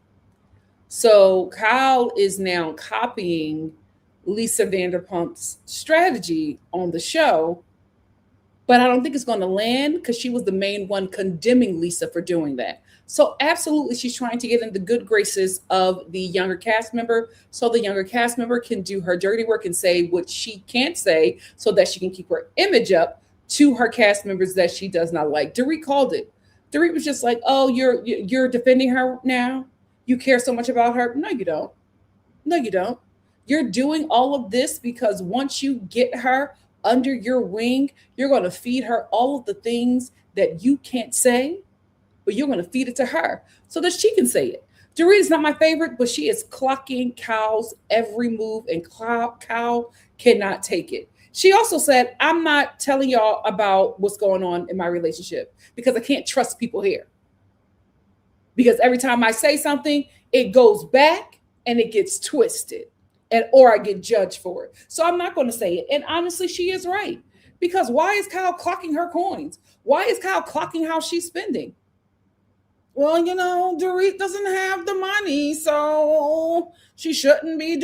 Let her be irresponsible. If she wants to be, she's a grown woman. She can absolutely do that because you are not saying those things to her as a friend. You are not saying those things to her because you're concerned. You're saying those things to her because you're a spy for her ex-husband or the man that she separated from, and she knows that. And so she don't trust you. So now what you're doing is you're getting the young manifestation girl who is prone to cults, getting her under your wing so that you can have her say things about Dorit that you do not feel comfortable saying. She clocked you, girl. And if you even attempt to do this plan, pursue this plan of making her your lackey, it's going to fall flat and you are going to be exposed at the reunion. It's not going to work for you. Having said that, the ladies are bullying Amanda, but they always do it to the young girl. It's getting so ridiculous now. Erica Jane is Googling her, trying to find out information about her. Now, when they did that to you, in your case, I can't believe you're Googling me to find out what? What do you need from me? I've lost everything. You were so disgusted by that. So disgusted that Garcelle and what's Polly Pocket's name? Sutton. So upset that Garcelle and Sutton read a little article on you. But you're sitting there doing the same thing to Amanda. The double standards in this group is crazy to me. It is crazy to me that they sit there and they have this moral high ground that is only for them. They can take it to hell with everybody else, but nobody can take it to hell with them. Because then it's like, oh, why would you do this to me? You did it to everybody else. Why is it okay for you to do that and not anybody else? I'm going to stick a pin in that because I just thought about this. I can never be on one of these shows. Because when Kathy Hilton told Amanda that she needs to know her place, the way I would have flipped that table over, because who are you talking to? And Amanda just sat there. I said, oh no. Oh, you better than me. You better than me. Because I would have cussed that old lady out to the point where she would have left the show. Know your place? Who are you talking to? First of all, I would have cussed her out and then I would have flew my mama to Italy to jump her. Who are you talking to? You're not talking to me, but Amanda just sat there and took it. I do not understand how women outside of high school are flunkies. Like in high school, you look back at that stuff that you did and you cringe because you can't believe it, right? Keep in mind, I ain't never been a flunky. I ain't never been a follower. So I don't know what that life is like. But I'm saying I can understand you can give grace to people who are a flunky in high school. You're figuring things out. You don't know. You look back at a lot of things and cringe. Y'all in your 40s, 50s, and 60s being flunkies. Oh, how dreadful. Ain't nobody talking to me crazy. Not at this age. Ain't nobody talking to me crazy. Amanda just went, oh.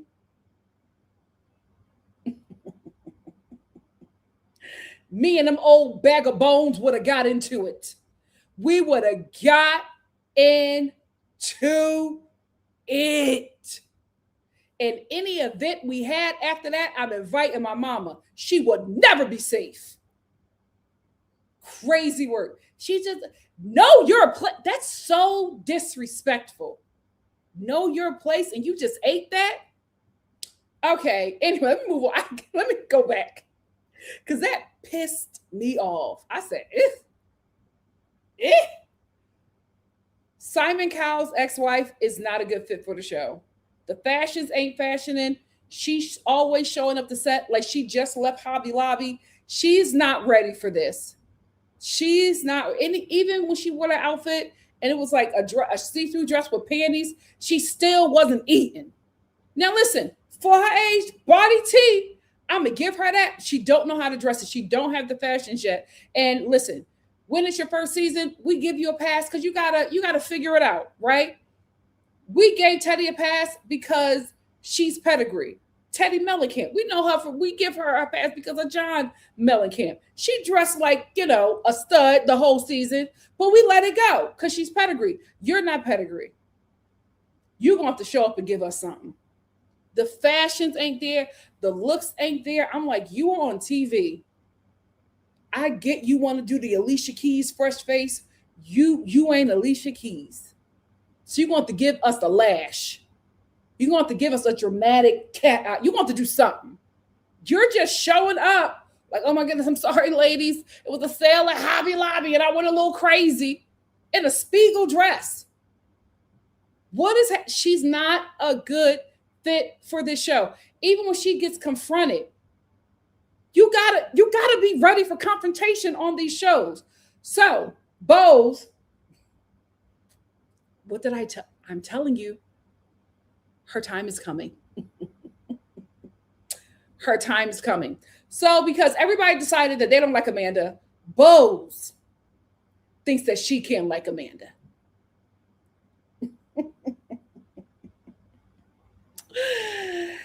All those white ladies are bullying Amanda. Bose thinks that she can bully Amanda.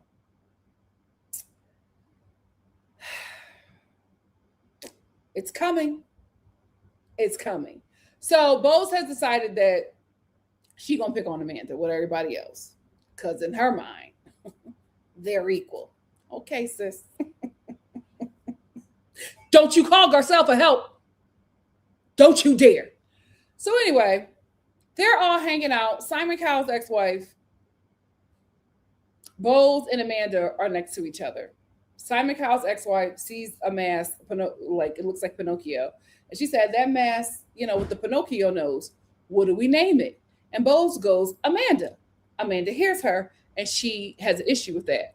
So she tells Kyle, and of course that conversation comes up again when they all start hanging out. Dorit, of course, cusses out Sutton because when Dorit needs an outlet, she cusses out Sutton. Sutton and them knock knees just takes the licking and keeps on ticking. Because although she got the coin, she's still a flunky. So Dorit cusses her out and she eats it. Then Amanda decides she wants to say a little something. And she asked Bose what she said when she was standing next to her. Now I'm going to give it to Bose. Bose was just like, if you know what I said, why don't you say it? Why are you questioning me? If I said something, then just say what I said. So Kyle jumps in to defend Amanda. Not because she thinks that Amanda is getting bullied and she likes Amanda, she wants to protect her, but because she wants to position herself as the mama bear and gain Amanda's trust. Dorit clocks it immediately, right? So there's this whole confusion because Kyle and Amanda cornered Simon Cowell's ex-wife and was just like, did you hear what Bose said? And she was like, oh yeah, I heard what she said, but she was joking. And Amanda was just like, nah, I didn't take it as a joke. And Kyle was like, even if it was a joke, you don't say that. That's just mean. Like, you don't say that about somebody. And I gotta go with Kyle on this one because it's obvious that the group don't like this girl. right? She's obviously uncomfortable in the group because y'all don't like her, but this is work. She got to show up. But every time she shows up, y'all got an issue with her. So you, Bose, have never shown yourself friendly to her. So why would she take what you said about her as a joke when you've never been nice to her? You knew what you were doing. You were being a dick. That's exactly what you were doing, right? So Simon Cowell's ex-wife is just like, I'm sorry, I don't know that lady name. She's just like, oh, well, it was a joke. It was a joke. And Kyle was like, no, it wasn't. That wasn't a joke. And Amanda was like, I didn't take it like a joke. And she kept on defending her. She was just like, well, no, I think it was. And Amanda was just like, it was directed towards me. I didn't think that it was a joke. Like, you're not going to tell me what something is when it is about me. How I feel about it is the correct way. And I'm going to give her that. So Kyle now jumps into this conversation now that everybody's together and they're hashing out issues. And she says to Simon Cowell's wife, well, since Dorit and Amanda are having an issue and they can't get to what was actually said, you were there. What was said?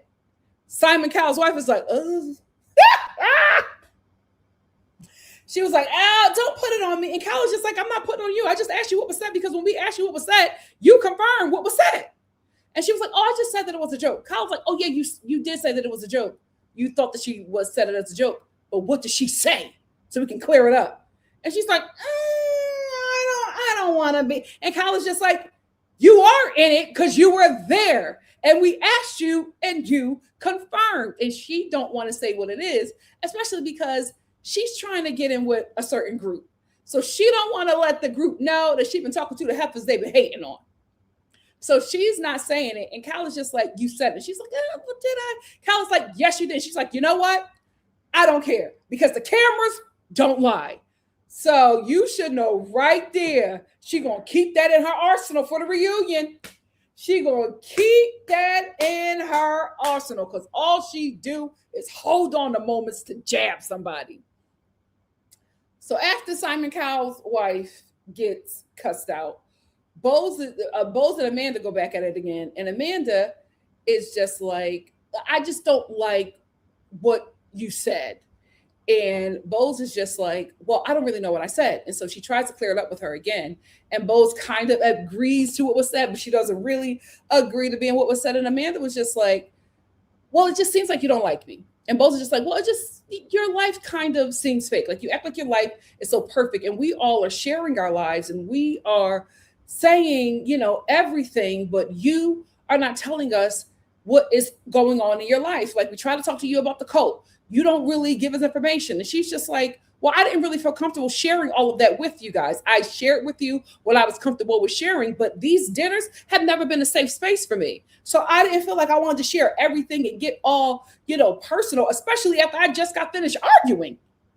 I didn't feel like going deep with the group at that time. And I'm going to give her that. And Bose was just like, well, you just act like everything is perfect. She said, I got a good life. What's wrong with that? And see, that's the problem with them old broads. That's the problem. And it sucks so much because as a younger woman, you want to have older women in your life who are not just your family, like older women who can not like raise you, but like just, give you some tips or just watch them blossom and really learn and glean from them. But because women are pitted against each other and so many women are male-centered, the old broads just get drilled jealous and there's not really a relationship that can form there, especially when it's at the workplace, especially when it's in corporate America. Every younger Black woman has a story about how an older Black woman made her life hell. And that was the one relationship that she wished she had. You go in seeing this older woman in a space that you eventually hope to get to. And that is the one relationship out of every work relationship that you have there that you want. You don't want anything else, but you want that one. And for that lady to turn out and be worse than a white man, heartbreaking. And that's just what it is. They don't like her because she's younger. That's just what it is. They make everything about her being a millennial. Like they're still not old as hell.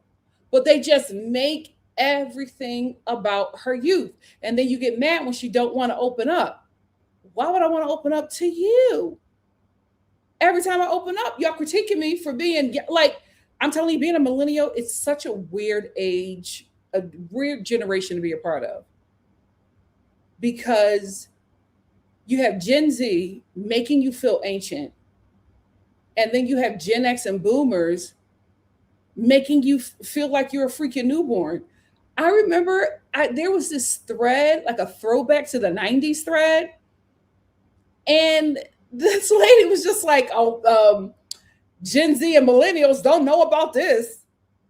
I think she was talking about like MTV raps or something like that. And millennials were just like, we were there.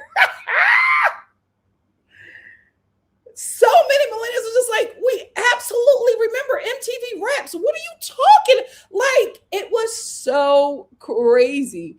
But this is what happens in these groups. And it's so unfortunate because it can really be a healthy place for women across generations to really connect and glean and learn from each other. But it's just never really the case. So Bowles is still jabbing Amanda for liking her life, which is crazy. Like, I'm sorry, I'm not going to open up and share the hardest times in my life with women who don't like me. I just can't get mad at Amanda for that. I wouldn't open up and share with them either. I would do just enough to collect my check. Because you don't like, you don't like me. You want me to give you something that hurt me so that you can use that to throw a dagger at me. It's not going to happen. No, I'm not going to tell you boys that don't like me that me and my man is going through it. I may say it in a confessional because I got to give them a little something. But I'm not going to say it to you so that you can use it against me because you've never proven that you don't like me. And this is the thing I want to point out. While Bowles was going after Amanda heavy, none of the white women said anything.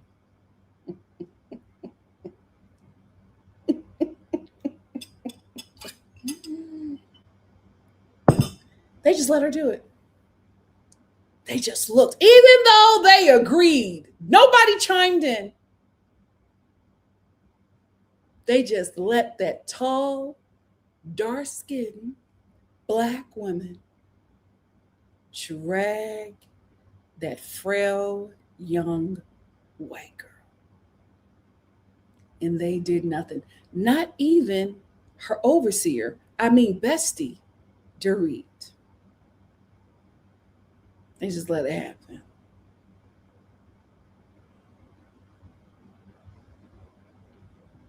And now we wait. And now we wait. I said, you are just digging this grave. And I'm telling you, after I watched that episode, of course I hopped on social media because I wanted to know what the fans were saying. And they're already crafting big, black, scary woman narratives about Bowles. You can't win when you play dirty. You never win going against your sisters. And you never win going against your people. Now we wait. Because they're already spinning the narrative. And all Amanda has to do is cry. And she's done.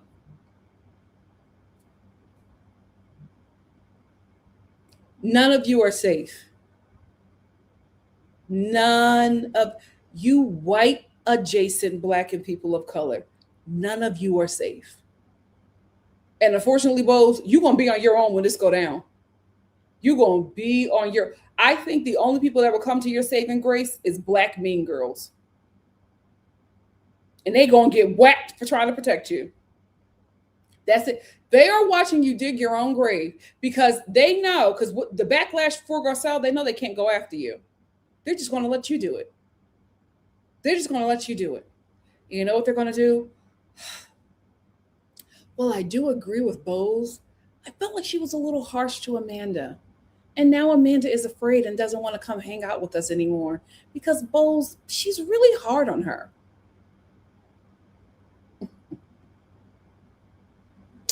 Oh well. Oh well. That's all I have to say about the Real Housewives of Beverly Hills. What do you guys have to say? Let's get into it. Miss T said Amanda just needs to cuss them out. I agree. I agree. But the thing is, the thing that I like about her, she doesn't give them what they want. Like when she was telling her story about the cult, they wanted her to say that she was assaulted. They wanted her to cry.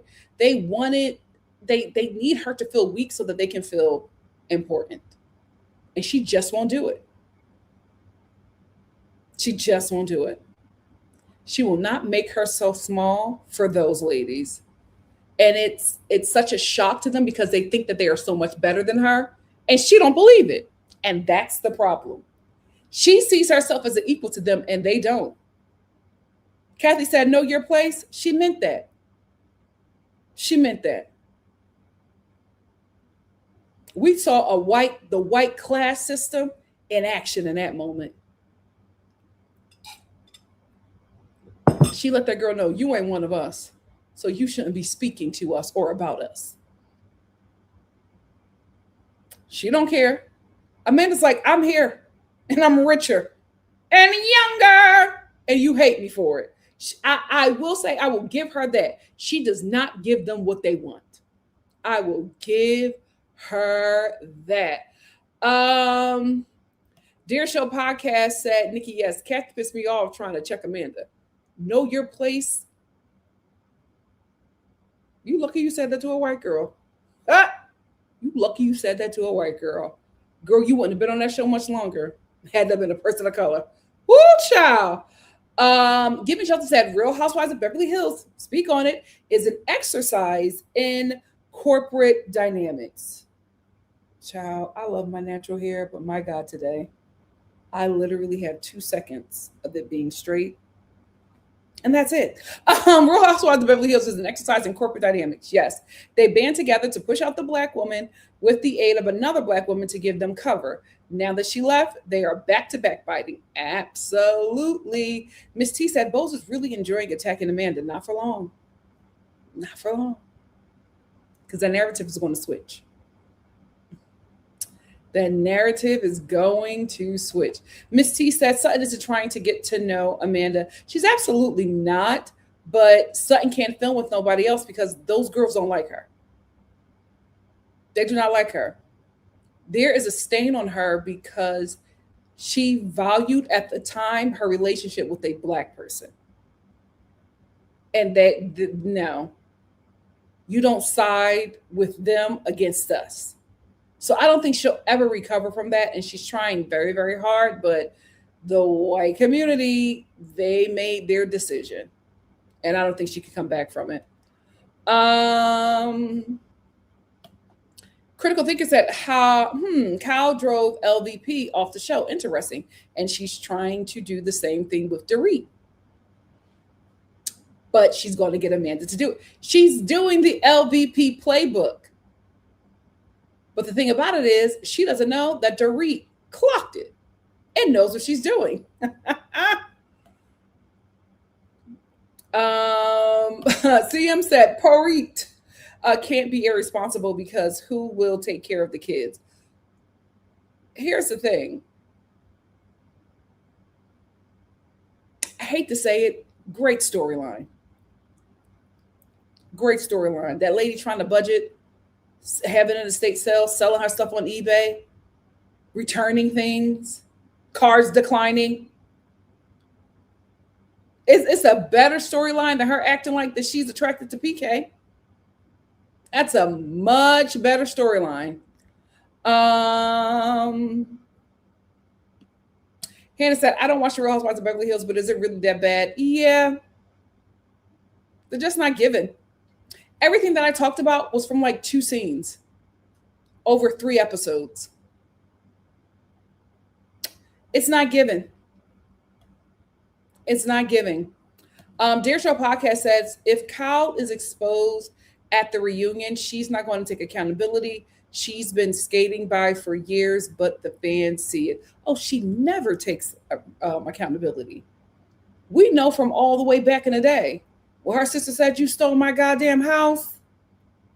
And Kyle tried to act like she was crazy. That girl never takes accountability. D. Nicole said, "I was surprised at Erica. If I were Amanda, I definitely would have reminded her about the plane crash victims." Listen, give Amanda time. She can go there.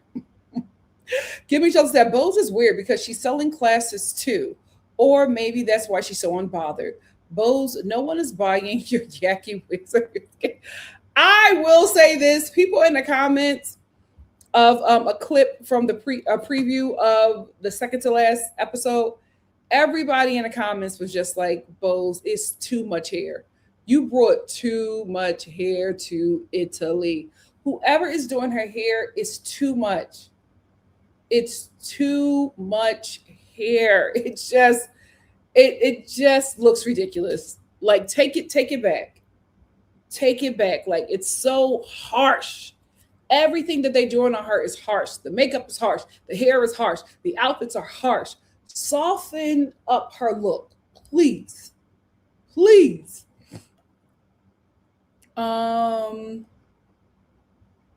That's what I would have said, D. I would have said, well, Kathy, tell me, what is my place? What do you think my place is? And watch her struggle trying to find an explanation. Give me Shelter said, Nikki, remember when Kathy did Gabby Sidibe? Gabby gave an interview and said Kathy had her at her home for a meeting, but on Watch What Happens Live, she pretended to not know her and called.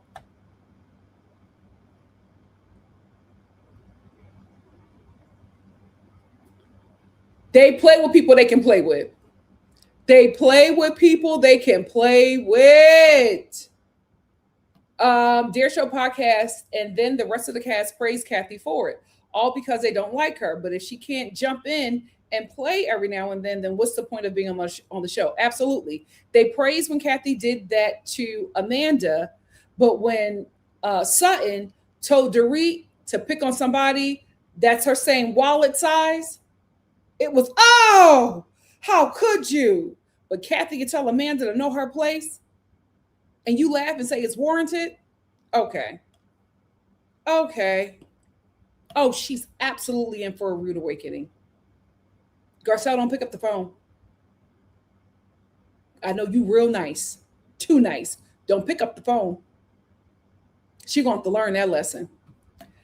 Give Me Shelter said they are picking on Amanda because they are intimidated by everybody. They all bragged about their buys and their wares. Now they can't afford it. Amanda is somehow the problem. Real Housewives of Beverly Hills is becoming OC. Absolutely. Y'all cards are declining. Y'all on budgets. Amanda's not. Y'all mad. Y'all mad. Hey, IA, thank you for being here. Hannah said the way people hype up Kathy is weird. She is acting like she is a dumb blonde. I will say, I love how Kathy is. I love her act of the old oblivious lady. I think that's where she needs to stay. I think she needs to stay out of all the tough conversations and arguments. It's not a good look for her. She doesn't know how to do that well. Be the dumb, ditzy old lady, and let's keep it there. NC said, yes, you clock Kyle. I've always known she was a snake. Running LVP off the show for a puppy. It was never about the puppy. It was about her wanting to take LVP's top spot. Absolutely. And they all aided in that. They all helped her do it. IA said, yep, I've been saying this about Bo since last season. Her next season, she will be in the hot seat.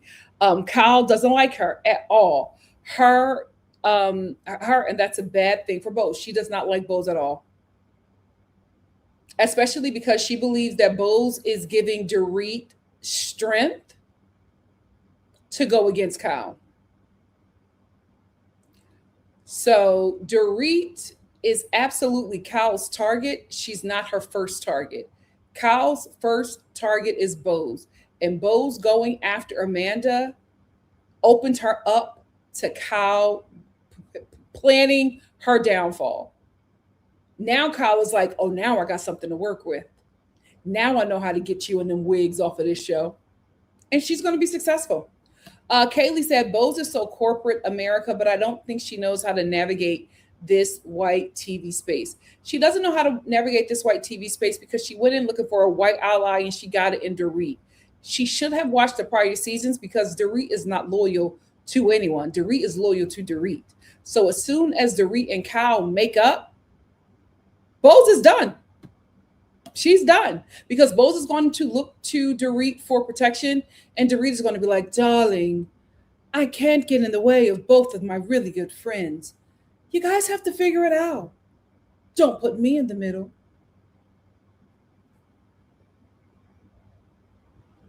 D said, Bose is about to find out that her money does not make her the same as them. Absolutely. Absolutely. Miss T said, Simon's wife isn't ready for this show at all. At all. Like that one confrontation got you like that, girl. IA said, and when Bose Googled Amanda, I thought that's rich because Bo's side of the street isn't clean either. I know the good people at Netflix probably have a lot to say about Bose. Now, here's the thing. When they start Googling, when they start getting some tea, is it going to be fair then? Bustola said cross-generational friendships between women can be so enriching, so enriching. It's really sad that patriarchy pits women against each other, and some women don't wake up from this trap. I am so fortunate to not only be a part of a cross-generational immediate family, I also have a cross-generational friendship, woman friendship group. It is so helpful. It's a bunch of artists. We're mainly actors and writers. It is such a healthy space to be in because I'm in a position where I'm being poured into from the older women in the group, and then I'm pouring into the younger women in our group. And it's just a real genuine, it's just real genuine friendships. It's so, so healthy. And I encourage every woman to have that.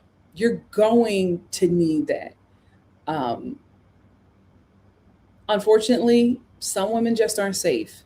So you gotta be real careful about that community that you built. Like we all came together because we're Black women in the entertainment industry. So that's the thing that we had in common. So we really started out with our group just being a place for us to vent. Because you can't really talk about what's going on in the industry like that. So it was just a group of venting, and it just really turned into just us just being Black women who are creatives and learning a lot from each other and actually liking each other and really cultivating these relationships. It's such a need for women.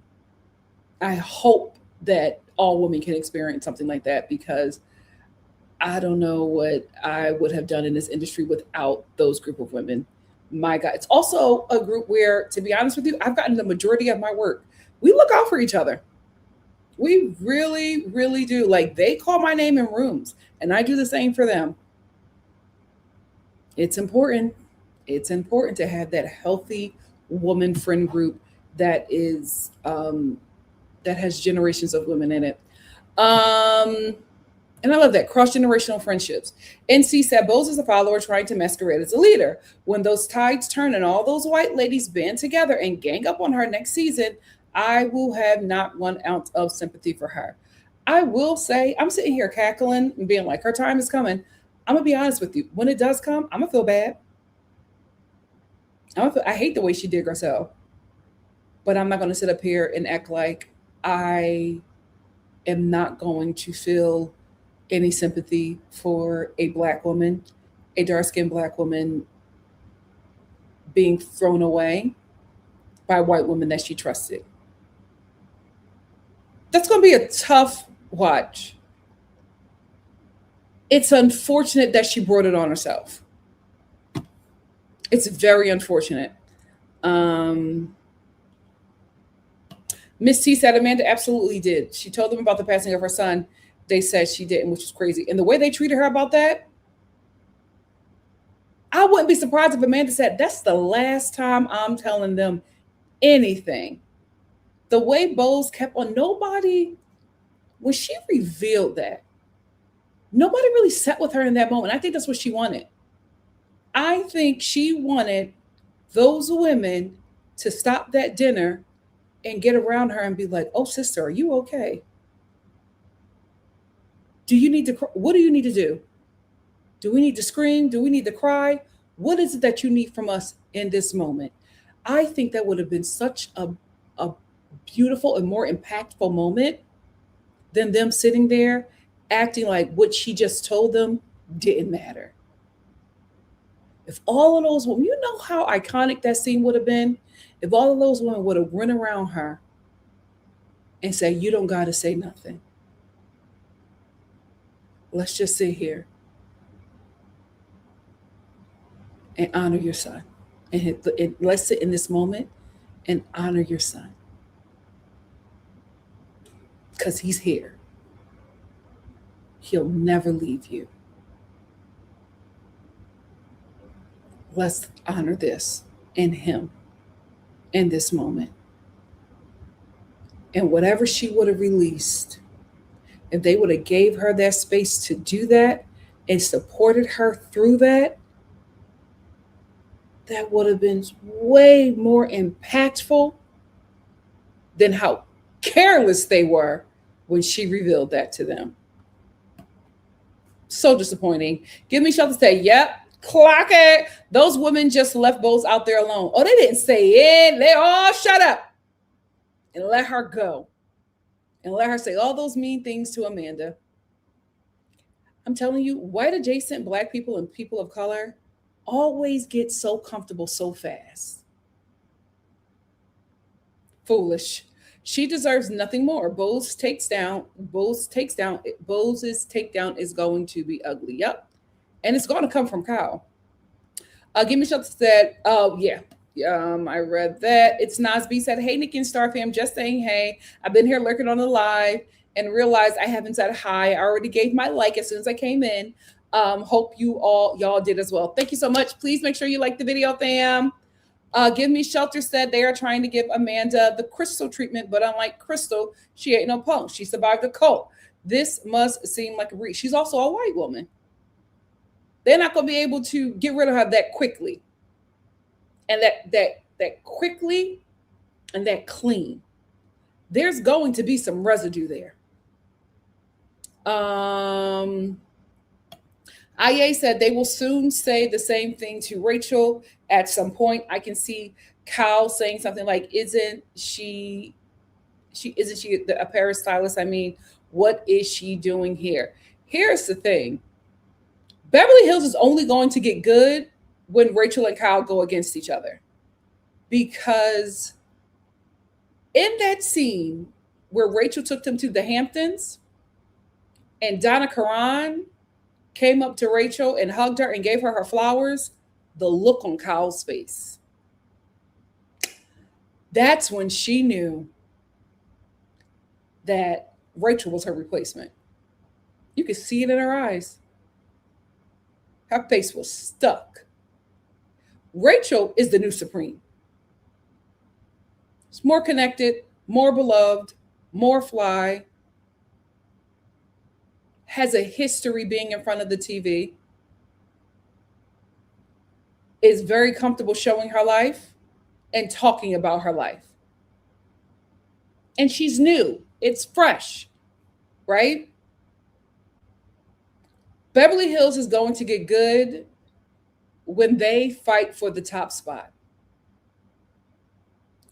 Rachel's not going to do much, but Kyle is going to fade. But when they're in that war, that's going to be the best content that they will give Bravo in years. It may not happen yet, but Rachel is here to stay. And Rachel is going to be the highest paid, if she's not already. She is the new Supreme. Kyle's not going to go out without a fight. Oh, she's cutthroat. She's cut. She got rid of LVP. That girl is cut. Oh, she is going to pull out all the stops. And she is going to chip at Rachel's support bit by bit. She's getting rid of the most vicious attack dog she has, and that is Bose. That is Bose. She's going to do it so covertly, you won't even see it coming. We're going to be gagged. We're going to put two and two together and be like, cow. That's when it'll get good. That's when it'll get good. Karen said, I know we're talking about Beverly Hills right now, but breaking news, TMZ just released.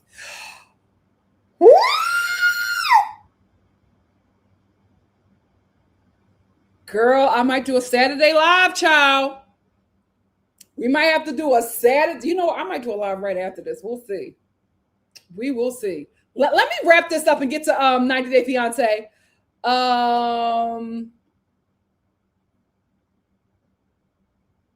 IA said Kathy just got married. Kathy just married well. At one time, she was in the same place as Amanda. If it wasn't for Big Kathy, Kathy would be a washed-up showgirl in Vegas. But you know, people always forget where they came from. They always forget where they came from. Breaking news, child. Breaking news. BY said, one thing you're not going to do is tell me how to feel. That's what Amanda needs to say. She does. She does. Give Me Shelter said, do you think Bose believes Erica has her back? She believes that they all have her back. She believes that she is the special one.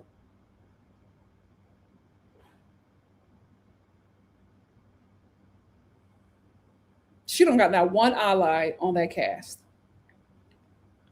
Give Me Shelter said, I'm not surprised about how they treated Amanda. Remember when LVP lost her broker and her grandmother? Yep. Colin Dorit wore horror shows. The fact that Dorit is able to own a dog is a wow.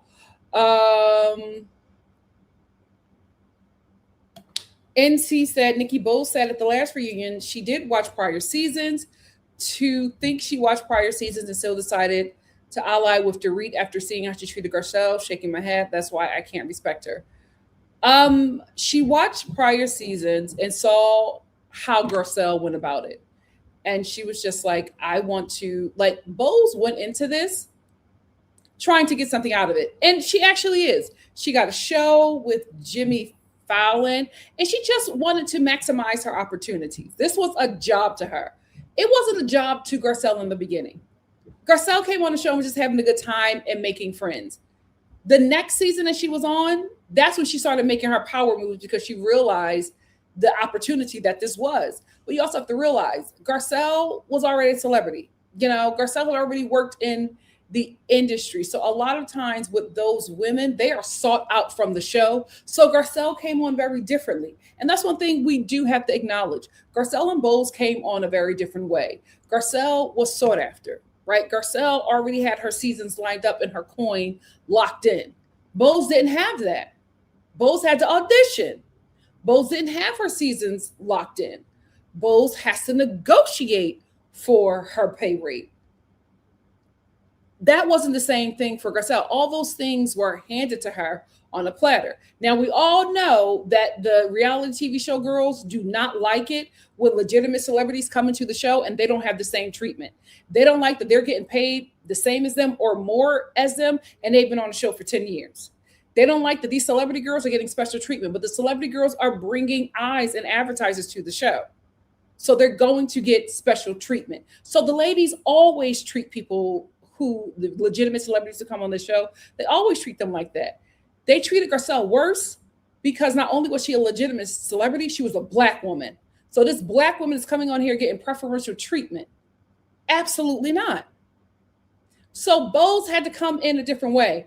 I'm telling you, this is a clear example of what is happening with Black Americans and Black immigrants in America.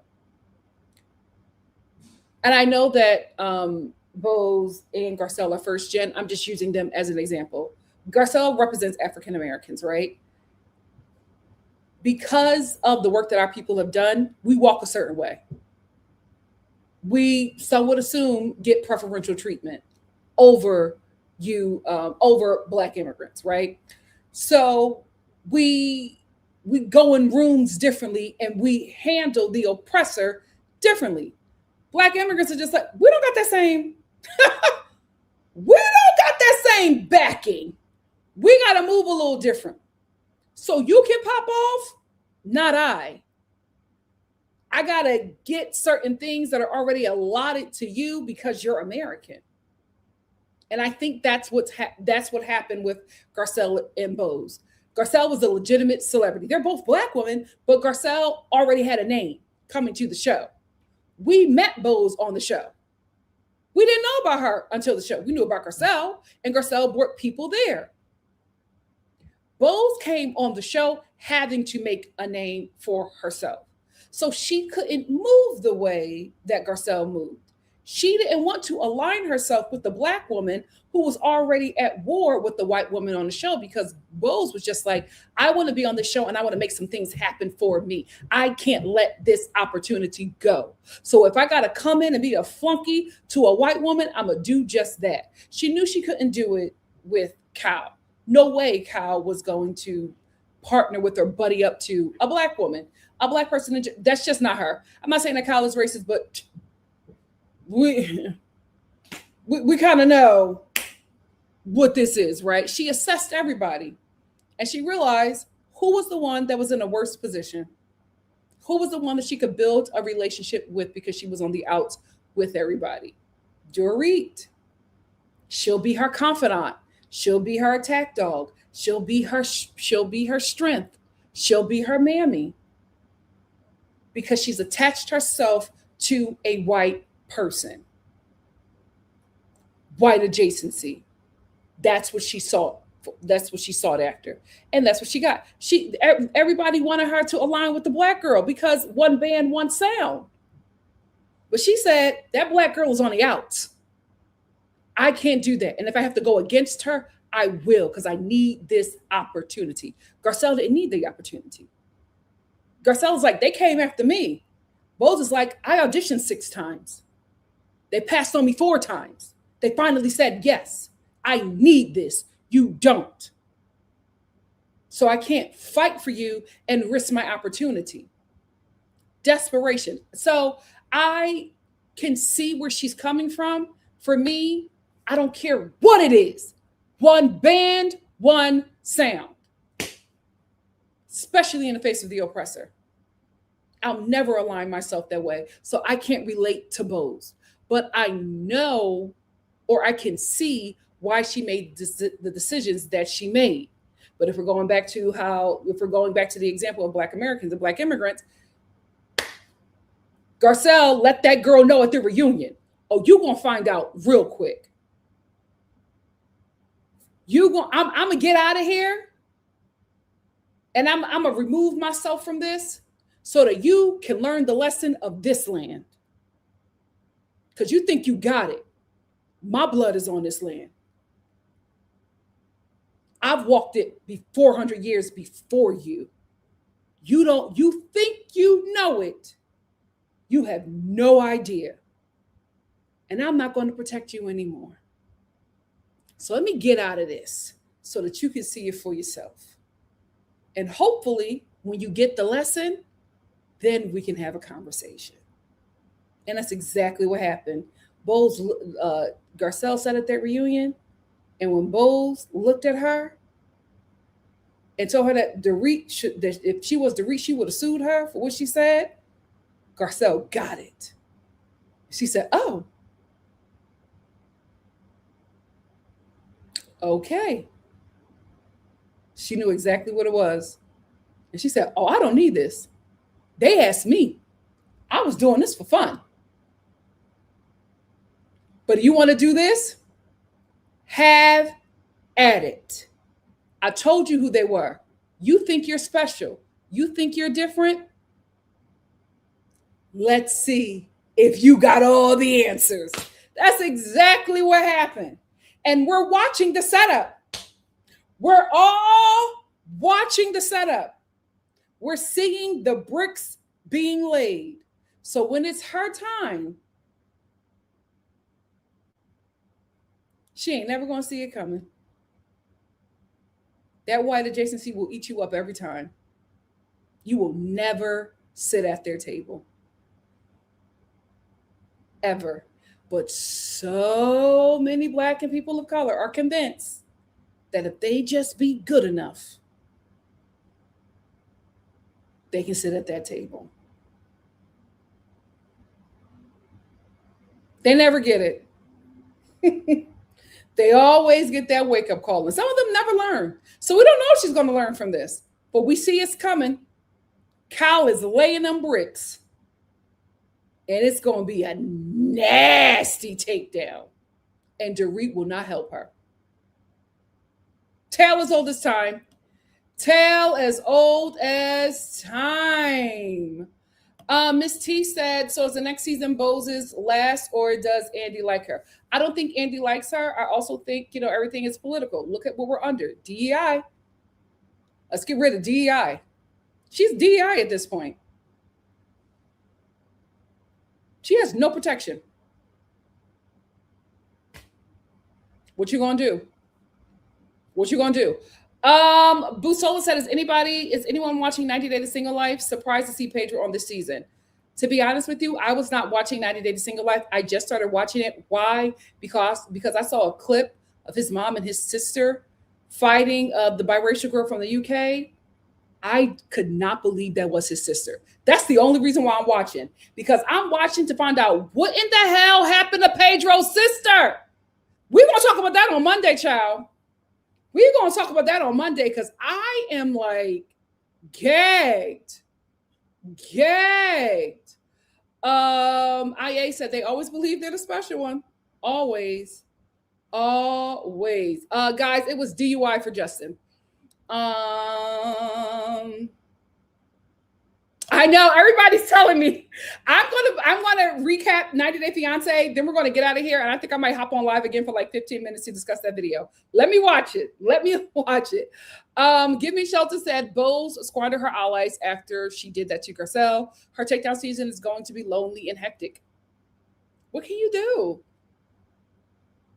She had an ally. What can you do? I was like, who the hell is that? So I'm locked in there. I don't care about none of them people's dating life. I want to know what happened to Nicole. Also, did y'all see that video, that music video that Chantel's girlfriend made? It's so Chantel. I want better for you. The fans want better for you. I was in a comment section of that video and somebody was just like, to think Drake was in her DMs. Poor thing. Anyway, let's get into 90 Day Fiance. Let's start off with, who's our first couple? Forrest and Sheena. Guys, I think that Forrest and Sheena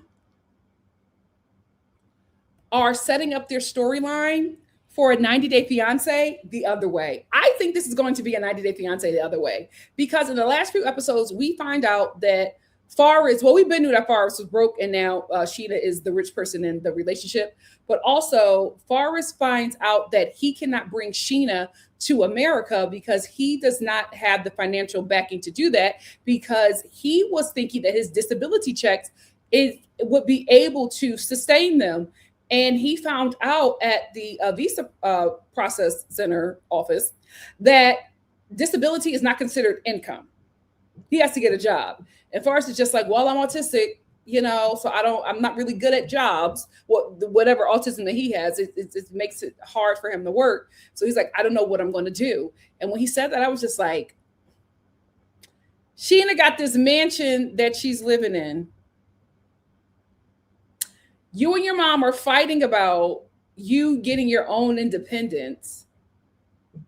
This is about to become 90 Day Fiance the other way. That is what I think is happening to them. That's why the last episodes are always about how broke Forrest is and how his mom is having such a hard time with him separating.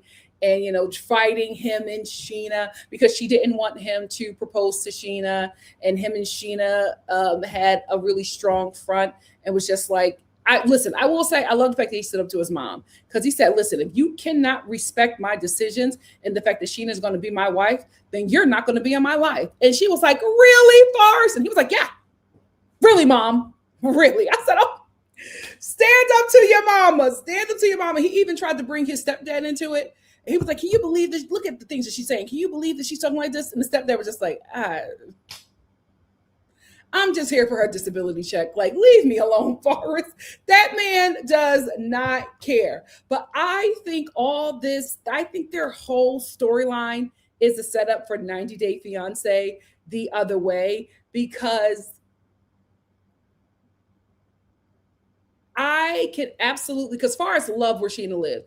I can absolutely see Forrest wanting to like move in and live with Sheena. And I can absolutely see Forrest's mom and stepdad trying to move to America to dodge paying taxes, trying to escape to the Philippines to dodge paying taxes. So I wouldn't be surprised if they all set this up so that the show could move them to the Philippines. I would not be surprised if we see them on 90 Day Fiance the other way. I will say this. I'm surprised that Sheena was not snatched up by somebody in the Philippines. Like I'm real gagged that she was single. Cause no shade, Sheena got money. Sheena got a natural BBL. She's a catch. So I'm just like, what, a parent's holding her back? I'm like, how nobody in the Philippines got you? How are you available to Forrest? Listen, to the producers of 90 Day Fiance the other way, I think it will also be very interesting if you get some male suitors who is trying to snatch Sheena up and give Forrest some competition, because I don't think he realized that he would have baddie. And we need to see that. We need to give him some work to do. Him and his mama, since they're trying to dodge taxes. We know what y'all doing. Let's not play these games. Well, we're all American here. We know what the scam is. Let's move on to Emma and Zig. So Emma and Ziad. So Emma and Ziad, they have broken up. They are done. He doesn't want anything to do with her. Now Emma is starting to talk to Muhammad, who was a guy that she was engaged to, but he treated her like garbage. Emma has low racial self-esteem. This is the thing. Emma's biracial with a white mom. Some stereotypes are true. Not all. Not all. Halle Berry got a white mama. She's very, she a different kind of biracial child. But when I found out that she's wearing those wigs to cover her hair, I said, "Oh, we gotta look into this." The wigs are a direct connection to her going after these men that treat her like garbage. This is somebody who does not know who they are. And if you don't know who you are, you will not be able to value yourself. So we have watched her be treated like garbage, right? Now we're watching her go back to a relationship where the man that she admitted treated her like garbage. She FaceTimes her friend, and her friend is like, "Oh, wait, are you coming back home? Like, what's happening? Am I picking you up from the airport?" And she's like, "Well, no, I want to stay a little bit longer because I'm connecting with Muhammad again." Her friend starts breaking down crying. And she's just like, "I want more for you. Like, he treated you like garbage. I don't want you to be in that. You keep on getting in these relationships where these men treat you so poorly." And she's like, I know, this is happening again. But honey, you got to find yourself.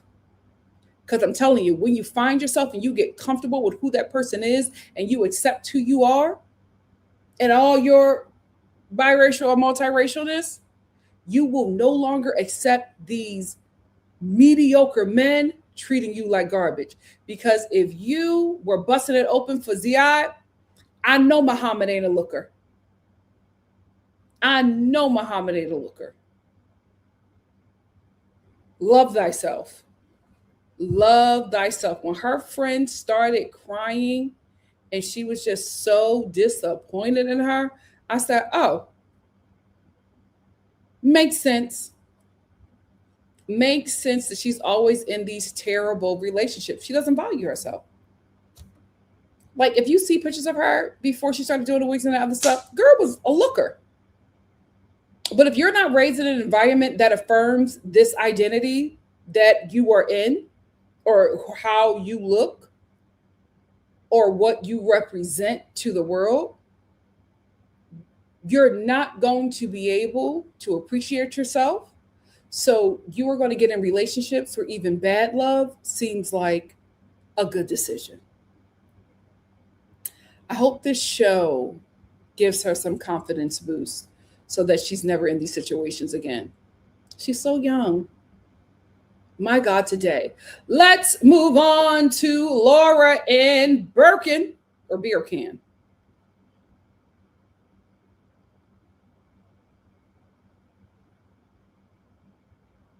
Where? Oh, where's Laura and beer can? Did I never have their picture? Child, I never had the picture. Anyway, I'll get it next time. Laura and Birkin or beer can. Beer can. So Laura is eating this up. So Laura likes her bestie, right? The one who um is ashamed of his looks, so he won't pursue a relationship with her. She likes him.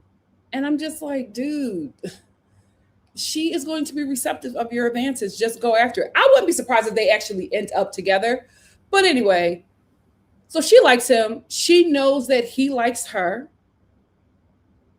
But their relationship just hasn't evolved into anything, right? So she's with Birkin, and she realizes that this man is scamming her, especially since he told her that I'm $50,000 in debt. I want to get to America to escape that debt. So she realizes what it is now, right? So she vents to her friend and she tells her friend everything. Not only is she venting to her friend, she's telling him these things because she wants him to come and try to be her knight in shining armor. Because it does two things. It builds up her confidence and it gives Birkin competition and it gives her protection as well. So her friend comes out there to see what's going on because she told him about Birkin and his debt. So the friend comes out, Birkin trying to act tough. The friend comes out and he's trying to like talk to Birkin and he's just like, oh, what are you watching? And Birkin's like, I'm watching Scarface. Boy, you are 90 pounds soaking wet with change in your pocket. Nobody's afraid of you. Nobody's afraid of you. If anything, he's really pissed off that his scam is being foiled by this guy who knows what it is. But he also doesn't realize that that Laura knows that he's scamming her.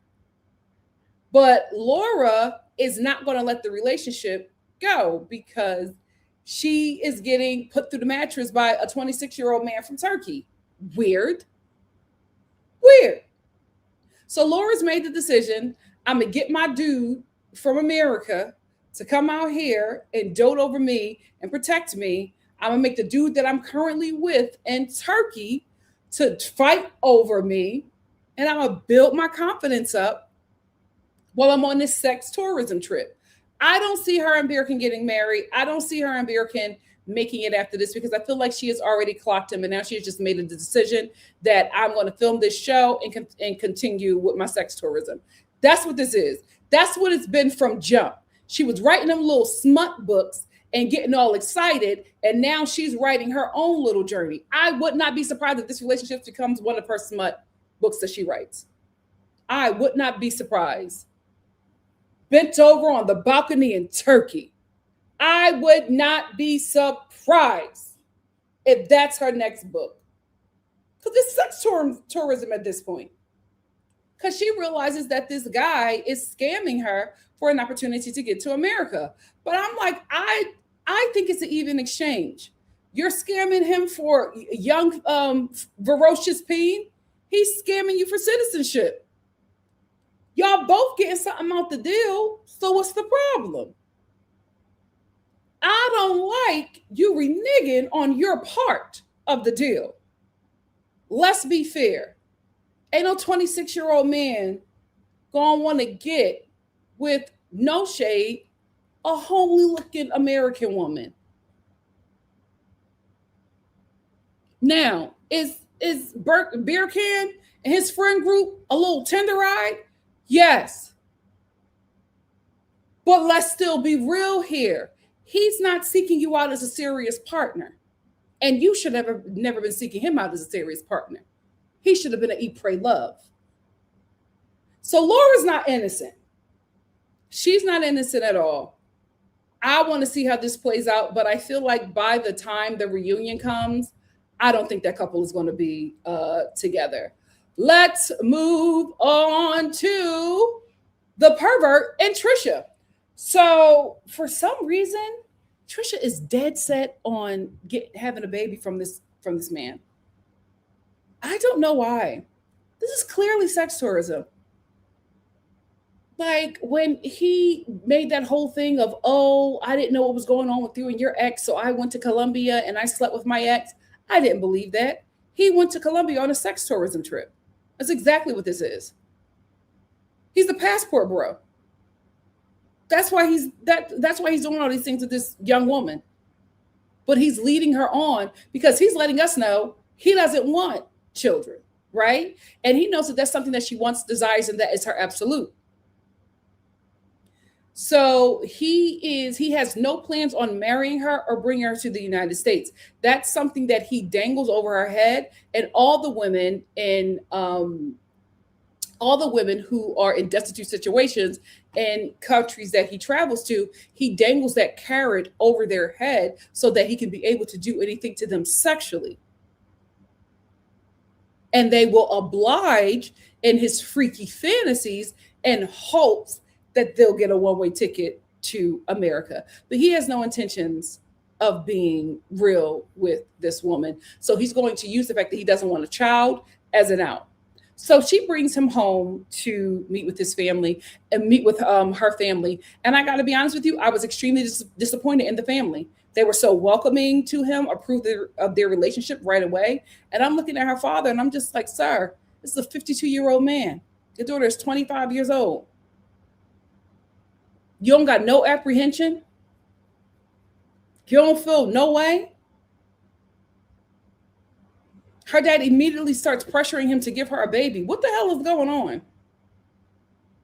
What the hell is going on? I was real disappointed in the men of her family. And a woman too. Like nobody is just like, girl, this is weird. And listen, I get that they probably think that this guy can give her a better life, but y'all gotta stop thinking like that. Protect your family. Protect your family. I hated that visit back to her hometown. And the last few episodes, every time he talks to this woman, it's about sex. When she showed him this traditional boxing in her culture, he goes, well, if I'm a pick a boxer, and if this guy wins, we have sex. Why the hell was that? Why is it like that? Every time he's dealing with her in any matter, is all about sex. I was sick of him when he brought that garbage bag to have sex on with her. She was so embarrassed when he did that. So embarrassed. Well, she's a squirter, so I came prepared. Sicko. Sicko. It's a passport, bro. Clear passport, bro. I wish her family would have protected her. Extremely disappointed in everybody in this lady's life. Ugh. Let's move on to this red pill loser with a little sugar. We got to tell the truth and shame the devil. Jovan and Annalyn. I do think that this is a real relationship. I really feel bad for Annalyn. Here is why. It seemed like Jovan was a nice guy when they first got together. She constantly talks about how he has been radicalized by these red pill podcasts, and now he is making these statements, and his whole personality has changed. And she's just like, I do not know this guy. I will say this: I don't know who she met before, but when we met him, he was already terrible. The first statement out of his mouth is that he found a woman from the Philippines because American women want more and expect more from him. So you went to the Philippines to give the women there less? How sad. You literally saying that you are choosing Filipino women so you can treat them like garbage. That's exactly what he does. That's exactly what he does. I did think that it was a little weird that they had that not only were they dating, they got married. They dated for 7 years. They dated for what, 5, got married, and they've been married for like 2 years, and this was their first time meeting each other. Very weird, very awkward. But when they met each other, she was so happy to see him. And I was like, oh, so there's something really there. And at first, it was a lot of fun, them just getting to know each other. But immediately, he just turned into this like red pill guy and telling her, as a woman, you have to do this. And I'm not going to give you much because I'm a man and you're the woman. Just really talking down and degrading her. And she did not like it. They went to this really cute nail salon, and he starts doing this I'm man, you're woman thing, and just making her feel really, really small. And oh, thanks, Toy. Making her feel really, really small. And she was just like, I don't know who this guy is. And I don't know if I like him. And she was just like really, really disappointed. She had a whole breakdown. Goes home. Her mom comes in the room to comfort her. I wanted her mom to give her different advice. Her mother basically was telling her, make it work with him. And I'm just like, your daughter is telling you that she doesn't like how this man treats her. And you're telling her to make it work with her. Now listen, I know that Trisha's family and Annalyn's family are from poor families. Like I know that their families are poor. I still do not like how, especially the women, are tasked with the responsibility of getting you all out of poverty, especially the parents. They have to get you all out of poverty by way of their coochie. I'm listening to this lady's mother, this lady who is sprawled out on a bed crying, and her mom is telling, oh, he's a good guy. She just told you how he treated her. How is he a good guy? Convincing her to make it work. So she ends up making up with him, but Javon hasn't changed. Javon hasn't learned anything. Javon's not going to be different because he treated you like garbage and you went back to him. And not only did you go back to him, your mother encouraged it. He got y'all conned with his Americanness, only to find out that when you move to America, the same way you live in the Philippines, you're going to be living like that in America. Them passport bros never have money. Very unfortunate. The families really pissed me off in this last episode. I was extremely disappointed by how they didn't stand 10 toes down for their daughters. And then like after they like make up and like having this sweet moment, he has the audacity to tell her to not get too comfortable. That's your wife. How do you tell her not to get too comfortable? As a man, as a husband, you should want to make her life comfortable. I think Annalyn is starting to realize that she signed up for slavery when she became this man's wife. And I think her conversation with her mom, I think she was hoping that her mom would give her an out, and her mother didn't do that. Extremely disappointing. Um, Lord, speaking of extremely um disappointing,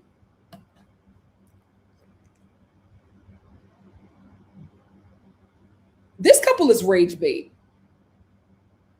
They're rage bait because every episode, it's something happens, and it's just like, why am I watching this?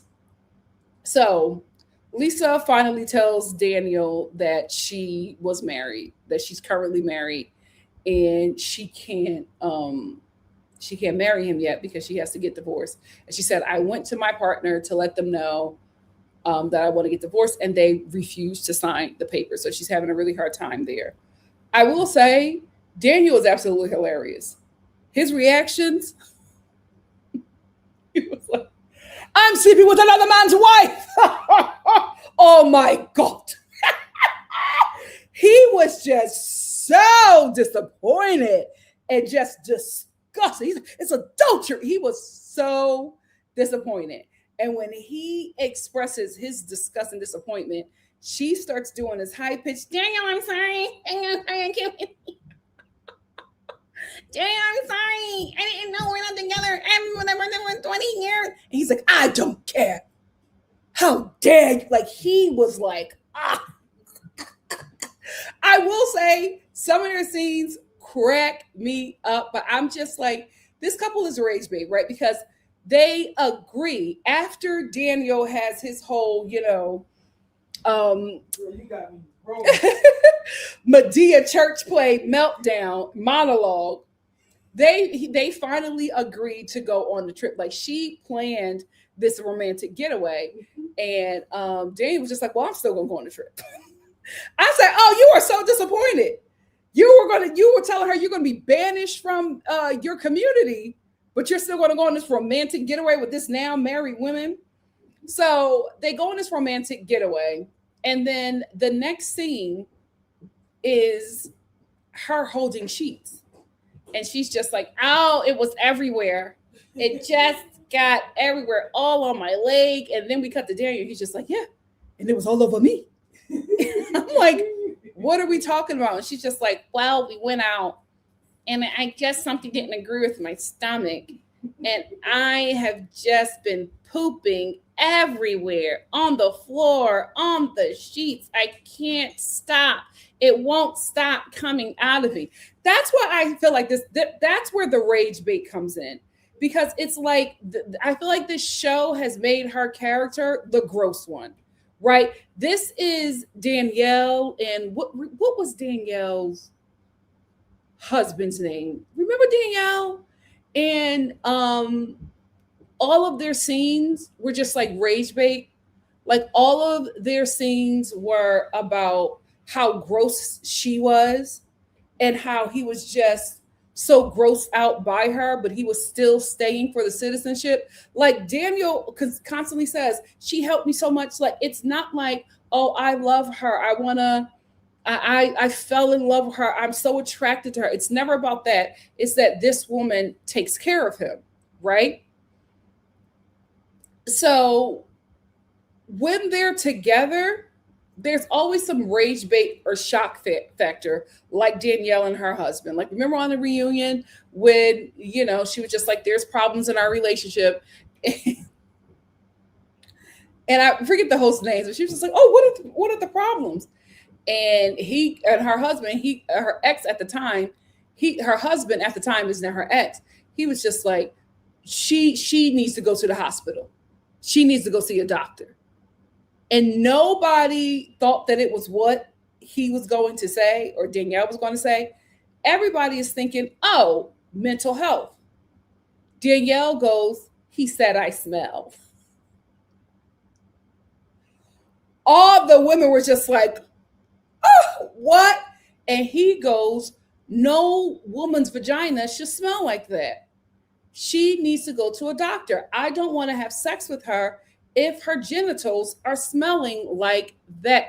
And everybody was just gagged and shocked. And Danielle was sitting there like, that's what this couple is. She's always saying something gross. Like the first time they had sex, she's rubbing on his stomach.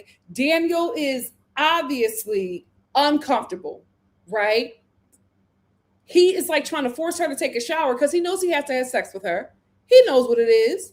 He got to pay with his ding-a-ling. So he knows that he got to present the BBC to this white woman on a sex tourism trip. So he showers and he's like trying to encourage her to shower. She don't shower. She throw on some lingerie. And she's like, Daniel, spread eagle. And it's she in lingerie. I'm ready, Daniel, I'm ready. And then the next morning, they're in bed and she's just like, I had to stretch so you could fit in me. Gross, right? We didn't need the lingerie. We didn't need you telling us that your coochie had to stretch to fit them. I'm sick now, right? I'm uncomfortable and I'm a bit nauseous. Then the next scene after that, she's like, can I do something? And the producer's like, yeah, do whatever you want. And she rips off the wig. It sores and pus all around her wig, her hairline, where the wig glue is. First of all, why are you putting on wig glue? Why are you wearing wig glue with a wig that got a bang? What are we doing? So we grossed out now because she's in Nigeria putting on wig glue with a wig that got a bang. She rips it off. She got this bob and sores around her skull. Now we're here talking about defecation. Rage bait. What some comedic moments. I will give them that. I don't laugh like I laugh at it. Like I don't laugh with any other couple like I laugh with them. But there's with those chuckles, something gross is going to happen, and it's going to come by way of this lady. Rage bait with a dash of comedy. Why do we need to know that she dookied on him? Like it went on for like 5 minutes. That's what this couple is. It's gross. It went on for like 5 minutes, and I'm like, why are we here? But that's what it is. Like it's always like, like it's like, how gross can this couple get? So anyway, she talks to her daughter, and I'm telling you, I've been seeing a pattern. I've been seeing a pattern with these 90-Day Fiance people. It's always the American. It's always their kid. Oftentimes a daughter who is the parent.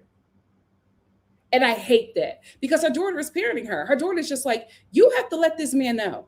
You are engaged to this man. You're sleeping with this man, and you are talking to him as if you guys are about to get married. And he doesn't know this. So she finally reveals to him that not only was she married 5 times, he didn't care about that. He was just like, oh, okay, I don't care how many times that she was married. It doesn't matter to me. I'll be the 6th husband. I'm just trying to get to America, right? She finally lets him know that she has been her last partner was a woman. Daniel and his Oscar-winning performance. Oh my God, Jesus! Like he is disgusted. He can't believe it. And here she goes, Daniel, I love you. Daniel, please. Daniel, I can't. Like Daniel, come on. Daniel, no, I don't want it to end. Please, Daniel. I'm sitting here waiting. I'm waiting for something gross to happen because this is what this couple does. I am absolutely looking forward to when they go and meet with, I guess, the king of his community, because that preview that I saw of that scene,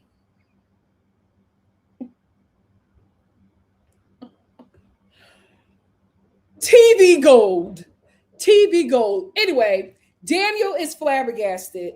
She tries to come talk to him. She's like, Daniel, please, we have to talk. Daniel, please, let's make it work. Daniel. Daniel swats her away, gives her the ring, and she's like, oh, Daniel, no. It's a whole meltdown. That is the thing. I can take this couple for the comedy. It's the grossness that just really pulls me out of it. I hope that when they bring them back, they just remove the grossness. I don't think it helps the story. They're funny on their own. We don't need that other stuff that they feel like that they need to put in. But I think it's because they're trying to create Danielle from, I think, the first season of 90 Day Fiance, because she was such a viral character for this show. But let Danielle stay where she is. We don't need another Danielle. Lisa is crazy enough on her own that she can deliver. Now we have a new couple on the show, Elise and Joshua. So Joshua's from Australia. Elise goes to meet with Joshua. Here's the thing, Elise. Joshua was testing you, right? So Elise just spent 28 hours flying to Australia to meet with Joshua, who 28 hours to go to Australia, child, who has rented an apartment for the 3 weeks that she's going to be there, but he rented it with his friend who was going to be his roommate. And I think he did that because he just couldn't afford it on his own. But Elise was just like, I would have split the rent with him. So I don't know why his friend has to be there. So we get a little bit of Joshua and his friend's relationship. And it's just two men, late 30s, early 40s, who are just acting like teenage boys, just really immature, really unbecoming. It lets us know that this is not going to be an environment where a woman should be in or a woman would enjoy. Anyway, Elise arrives. She's been flying for 28 hours. He tells her, Joshua sees her, he lets her know, oh, there's this really big, important game or something here in Australia, and we're going to go to a bar and watch it because we bet on certain horses or whatever. And Elise is just like, I've just been flying 28 hours. I can't go home and get a shower. And he's like, no. She was a really good sport about it. She ended up changing in the bathroom and putting on something, and they go to this bar. Here's the thing, Elise, you failed that test, because that test was from Joshua to see what he can make you do. He knew, he even said it. He knew that making you get off the plane and get dressed and go to this bar or wherever they were going to watch this was a tough thing to ask for you to do. He asked it anyway. A man that actually cares about you would have, one, not put you in an environment to live for 3 weeks with a man that you don't like. You don't even really know him, but he would have never put you in that place where you are outnumbered, right? And where you don't feel comfortable, and you express that, he still went along with it. Then he put you in a position where you basically, if you said no, would have looked like the bad guy, because you had him and the friend pressuring you to go to this bar or wherever they were going to watch it. And because you didn't put your foot down and put yourself first, you let him know, oh, I got her. And I can get her to do whatever I need her to do, even if it embarrasses her. Because he didn't know that you were going to change. He was going to make you wear, or thought you were going to wear what you wore on the plane to go to this event. Didn't even want to really give you the time to get ready, rushed you right there, left your luggage in a car, and went to go watch this event or whatever, and didn't even make it in time because of the traffic, right? So she finally gets back to the place, and they're struggling because there's no time for them to really have, because the friend is always coming in and disturbing the situation. I feel like a lot of that was just overproduced to just really show that there's no privacy. But later we find out that he's holding things from her, because later in the episode, he goes and meets with his friend, his group of friends, right? And we find out that he is actually staying with one of his friends who's a woman. Now, Elise felt some sort of way about him living with that woman, because he was just like, what is this? And he's just like, oh no, that's just my friend. And Elise was just like, it don't make sense to me that you are living, you have a roommate and it's a woman. friend or not, something about that don't really make sense to me or makes me feel secure because you didn't tell me. I didn't find out until I got here. So Elise is feeling a little bit insecure and a little fishy about it, right? Then she sees the friend, and Elise is just like, oh, okay, I don't think there's any attraction there. So I'm fine, right? Because she assumes that the friend is unattractive and that she's hotter. The more and more they start talking with the friends, she finds out that not only is he living with the friend is financially taking care of him. Hello. Oh, excuse me. Hello. It's me. And then Elise is just like, oh. Now, before, I didn't think I had competition with this lady because I think I look better than her. Now that I know that I'm competing with her wallet, and the only way you live the way you live and have what you have is because she's footing the bill, now the wheels start turning. Because before, she didn't think that she had competition or that anything was going on with them. But when money is involved, she's just like, oh. So she's paying for his lodging, for his recreation, and for his meals. She's not doing that for free. Because the friend is just like, oh, I'm just a good person. I do that for all my friends. That don't work on Elise. And Elise is just like, he got to be paying her in peen.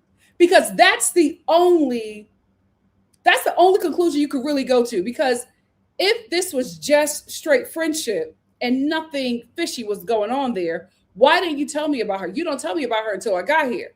Because if you would have told Elise about that lady before she got there, she probably wouldn't have came. So now you got her trapped in this situation for 3 weeks.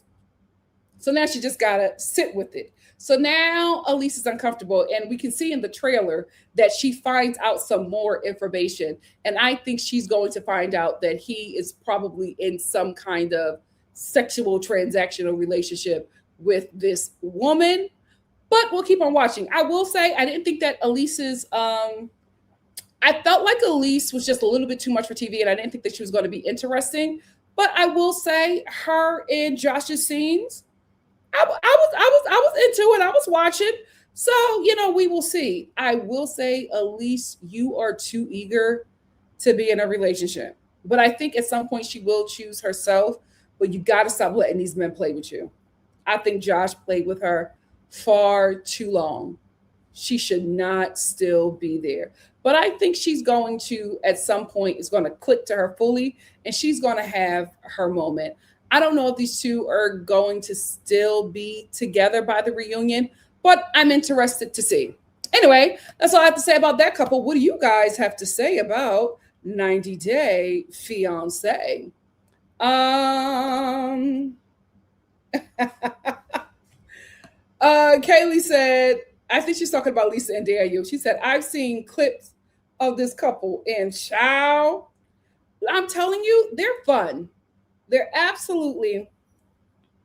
I got this NYX or NYX lip gloss because of Landria. My God, today it don't last, child. It don't last. But Lisa and Daniel are absolutely fun and hilarious. It's just the grossness takes me out of all of their scenes. I'm just not here for it. I'm just not here for it. Busola said, would Sheena's, oh, there it is. Busola said, would Sheena's family be happy with a husband who can't take care of her? They seem pretty traditional. I think they would be happy if a TV show came with it. And that's what I think is happening. I think a TV show is coming with it, so they're going to accept it. He's also white, and we just have to be honest how people of color and foreign people of color treat whiteness, especially white people from America. A black man couldn't have did that. Maybe if he was American, who knows? Dina Cole said, wherever they end up, Forrest is going to have to do something to bring in more income because Sheena said that she is tired of being the only one working. I think that that's going to play out in their storyline, but I think this is a huge setup for 90 Day Fiance the other way. I, 90 Day Fiance,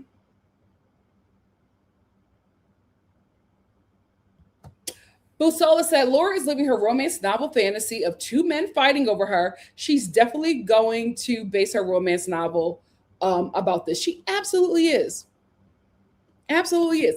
It was such. Busola said Birkin was so ridiculous for trying to threaten Michael. It was so ridiculous and not intimidating at all. Michael was like, "Is he trying to intimidate me?" By watching Scarface, little boy. D. Nicole said she too should have been headed back to the U.S. after finding out he is unemployed, unhoused, and gambles a lot. But again, this is her. This is her sex tourism trip. This is her eat, pray, love. This is her inspiration for her next novel. She's not going to come up off of him at all. NC said Emma said on her TikTok that she's worn wigs since she was young because she doesn't like her natural hair. Yep. Totally gives white mom who didn't know how to style it and black dad who didn't help her appreciate it. And then somebody who just has been never really felt like anything about them is appreciated, they grow into an adult and accepts this terrible behavior from whoever because they really don't know themselves and they were not raised in an environment where they could be proud of anything concerning them.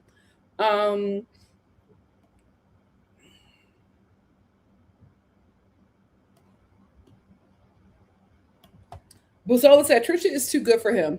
Hate that he made them wear them trashy animal print costumes. C. Golden said, my ex has a friend who is on his second or third wife from the Philippines. Passport Bros. Passport Bros. DGF said he's an underachieving weirdo who can't get a cute woman here. Yep. Buzola said Trisha is too good to him. Hate that he made them wear them trashy animal prints. Well, here's the thing. Oh, I think I read that already, but here's the thing. That's all it is. There's nothing about Trisha that he likes besides her body. She really affirms him and tries to have a relationship with him. He just wants to have sex with her. It's all about sex. D. Nicole said Javon thinks that he is better than Annalyn because he is American. Absolutely. Kiki said Daniel always finds out something every episode, and he's always disgusted. And then next thing you know, he's back on a trip with her. What, is everything okay, ladies? It's a lot of commotion.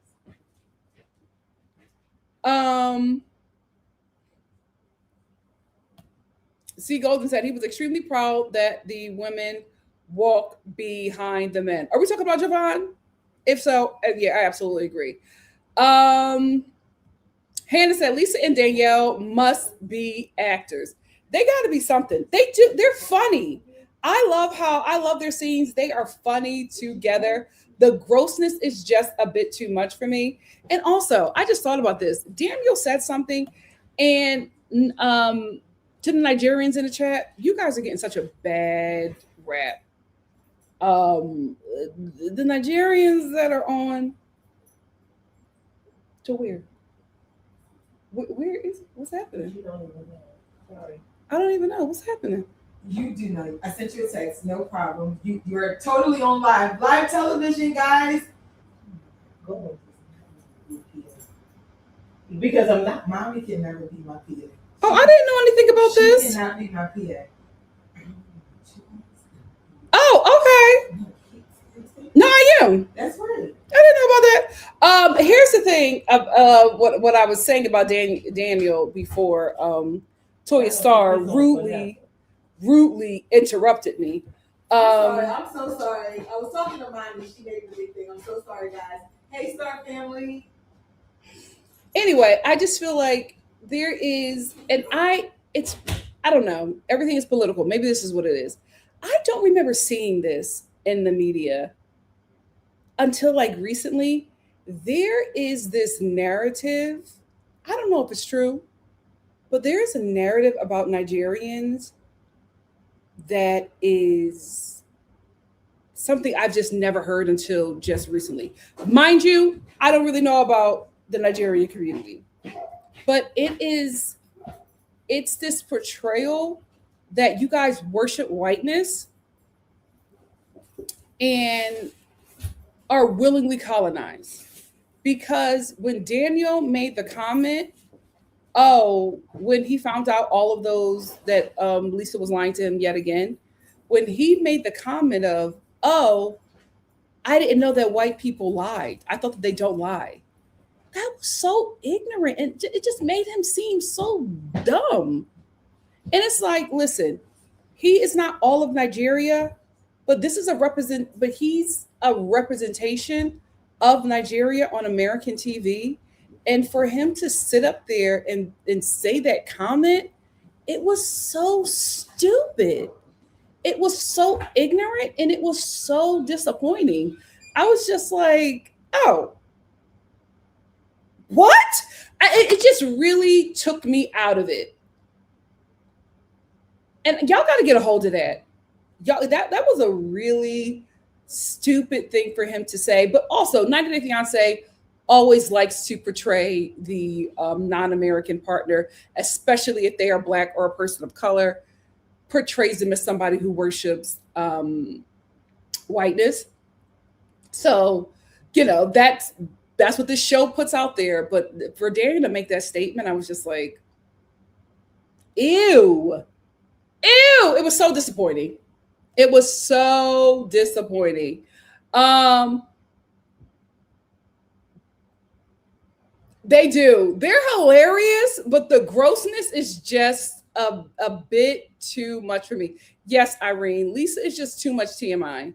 It's too Danielle and Muhammad. Yes, that's exactly what I'm talking about. I feel like the show is trying to make Danielle and Muhammad 2.0 with Lisa and Daniel. And I just don't feel like you need to do this. I think just let these two be the comic relief.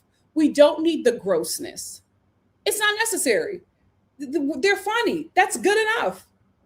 That's good enough. Oh my God, when she took that wig off and he went, Jesus.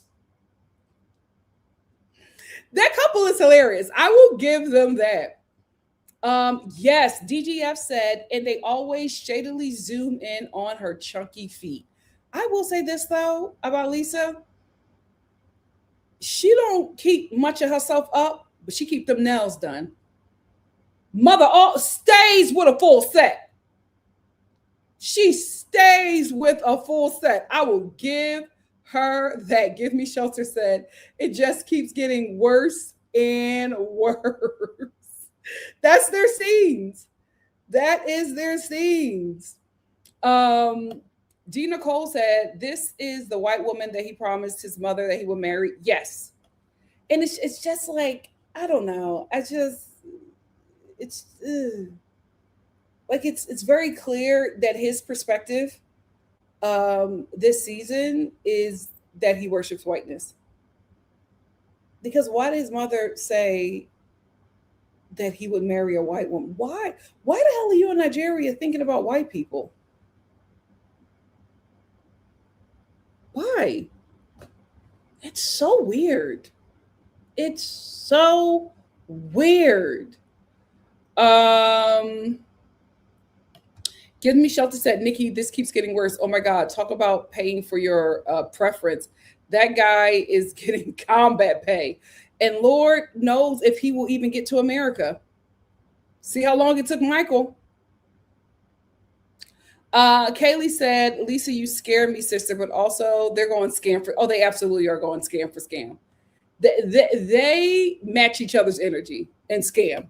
Busola said, Lisa is so clueless. She should have gotten a headband wig or a ponytail attachment. You can tell that she doesn't know how to wear wigs. I think because she is trying to attract Black men, I think she was watching Black women and what they were doing and trying to emulate that to attract Black men. Because why the hell is Lisa wearing them wigs? Because she says, I like to wear wigs because I like to switch up my style. She haven't switched up a wig yet. It's the same Amish wig. She hasn't switched that wig up yet. So I think that is what was happening. She wanted to try Black guys. And she was probably watching, Black women and how they dress. Especially she's right outside of Philly. So she was watching the Philly sisters and trying to emulate that. That's why she got them that full set. Okay. and them wigs and thinking like this is what they do, so maybe this will attract the brothers. Girl, no. CEO Shogun said Daniel had a stronger reaction to Lisa removing her wig and then pooping on her. Oh, he sure did. He was disgusted. Busola said the show gets off on humiliating Lisa. She keeps giving the material. Sure do. Sure do. Kaylee said Lisa reminds me of Rachel Dolezal, but a nasty, hygienic version. I can see that. I can see that.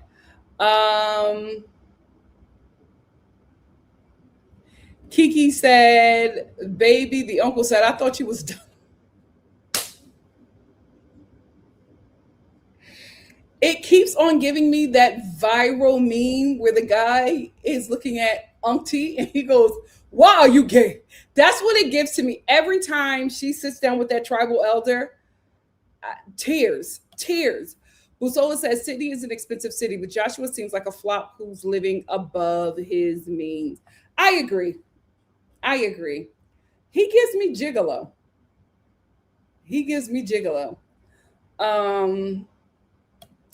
NC said, when we first met the uncle in an early episode, he said, lesbianism runs rampant in America. I literally fell out my seat. Why does he keep on saying lesbianism?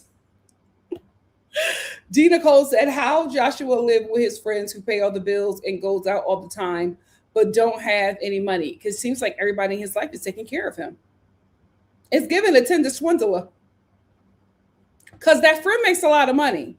So that friend is probably the one paying for the apartment. But the friend was probably like, if I'm going to pay for this apartment, if I'm going to foot the bill for this, I'm going to be on the show. So I think that's how Josh convinced him that if you pay for this, I'll make you like my co-star. I think that's why the friend did it. And then to give that toast to the friend in front of Elise, I'm glad she called it out, but I'm like, that man is testing you. He's seeing what you will accept because he's trying to control that inheritance. He gives me swindler. Give me shelter that God, please let this type of desperation never find me. Okay. NC 4713 said the biggest scam on this show is Elise trying to convince the audience she's 32. Listen, tanning can do that to you. That's an American. That's a 32 for some communities. Busola said, isn't Joshua a dad? Why is he living so haphazardly like someone who isn't a dad? I don't know. And I don't know if we're going to find that out. Busola said, remember that's a story that she told about her ex who stole her identity, put her in debt, and her parents had to bail her out? I think Joshua thinks she's an easy lick. You know what? I didn't want to say it, but I'm just like, maybe this is an Australia thing, but they just seem a little too close for comfort. DGF said, the roommate is giving, hello, may I speak to Barbara? This is Shirley. It's very... I don't think nothing going on. It could be, an occasional circle jerk or something like that, but what's happening there? D. Nicole said, you can find Joshua around the corner. Why fly across the world for this? Well, because a show is attached, and also because she probably believes because he's not American, he'll treat her better, right? A lot of Americans who go on this show think that their Americanness gives them some superiority, and they feel as if the non-American partners will treat them better because they're American. At least about to get a rude awakening. I'll look that up, Emma. Buxom lip gloss. I'll try it. Emma also said Moscow Mule and Night Moth from MAC are my go-to combinations. You know what? The best lip gloss I've ever had was from Pat McGrath. However, Mother is pricey. So, I normally wait for a nice residual check to stock up on my Pat McGrath. But I'm gonna get my lip gloss. I just want to get like a cheap one because my Pat McGraths I use them sparingly. Okay. NC4713 said, did y'all catch that Elise got her nasty tail in that bed without showering? This is after a 24-hour flight and then partying and bar hopping, and kissed that man. Tongued him down. Tongued him down. Spent the whole time going there saying, we're just going to take it slow. Slept with him in 2 days. Elise. Tifa said, word on the street, random side note, and word on the street is that Marlo from Real Housewives of Atlanta is dating Tyler Perry. That picture is AI. And I knew it was because I saw that picture of Tyler Perry. That is him from a different, I don't think that's from the same event. And then there was also a picture of Marlo straddling him. I said, no way. No way. It's AI.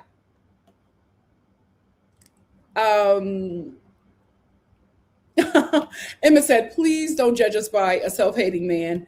The men get up there and say anything. Oh no, I'm not judging, but I'm just saying it's been coming up very often. This idea that Nigerians are white worshipers.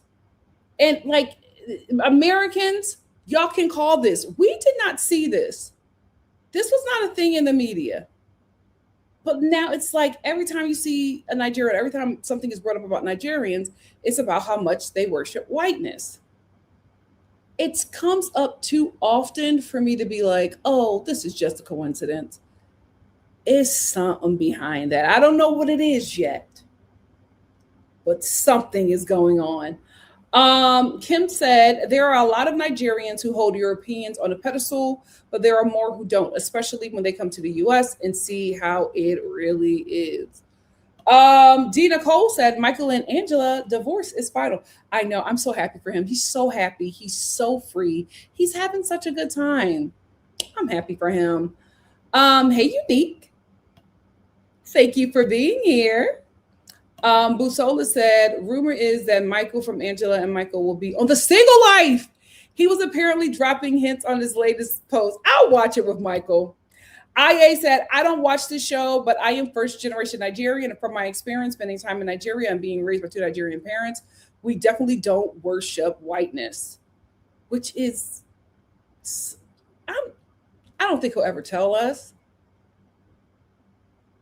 But I feel like, do y'all think that Daniel would say that on his own? Or that that's scripted? Because every time he talks about white people, it's just like,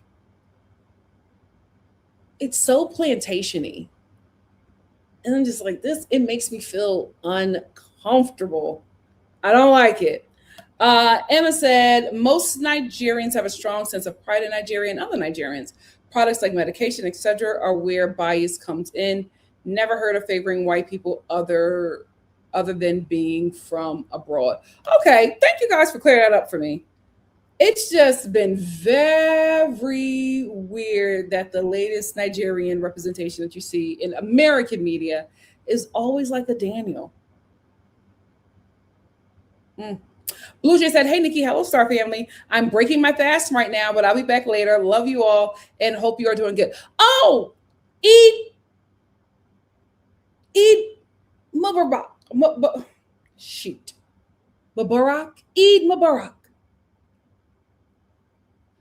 I'm going to get it. Ice Macchiato said, the Nigerians proved themselves with the hood. Oh, yeah. They were happy to support that deranged woman. That was a sad time. No. That picture was AI. I had to research it. I was like, no way. Because I saw the picture and I was just like, this is just a picture of people they're at an event taking a picture. Then the next picture was her straddling him. I said, this is AI. Anyway, Star fam, let me get out of here because I need to watch that Justin Timberlake video. And if I feel like if it's a live worthy, I'll be back here to talk about it. If not, I'm probably going to put it in Mercury. Probably going to put it in a compilation live where I talk about multiple subjects. But let me go check out this video to see if it is what it is, child.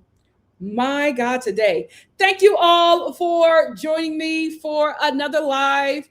If I don't see you on Saturday, I'm definitely going to see you on Sunday because Arnold and I are going to do a red carpet live on Sunday afternoon. So look out for that. And then I'm going to have multiple lives throughout the week because my next week is pretty open. So my international subscribers, my London nights, look out for those lives because I'll make sure I have some earlier ones for you guys as well. Thank you all. Oh, eat my Barack. Yes, eat my Barack. Yes, yes. I love y'all and I will see y'all soon. Bye. Oh, Lord.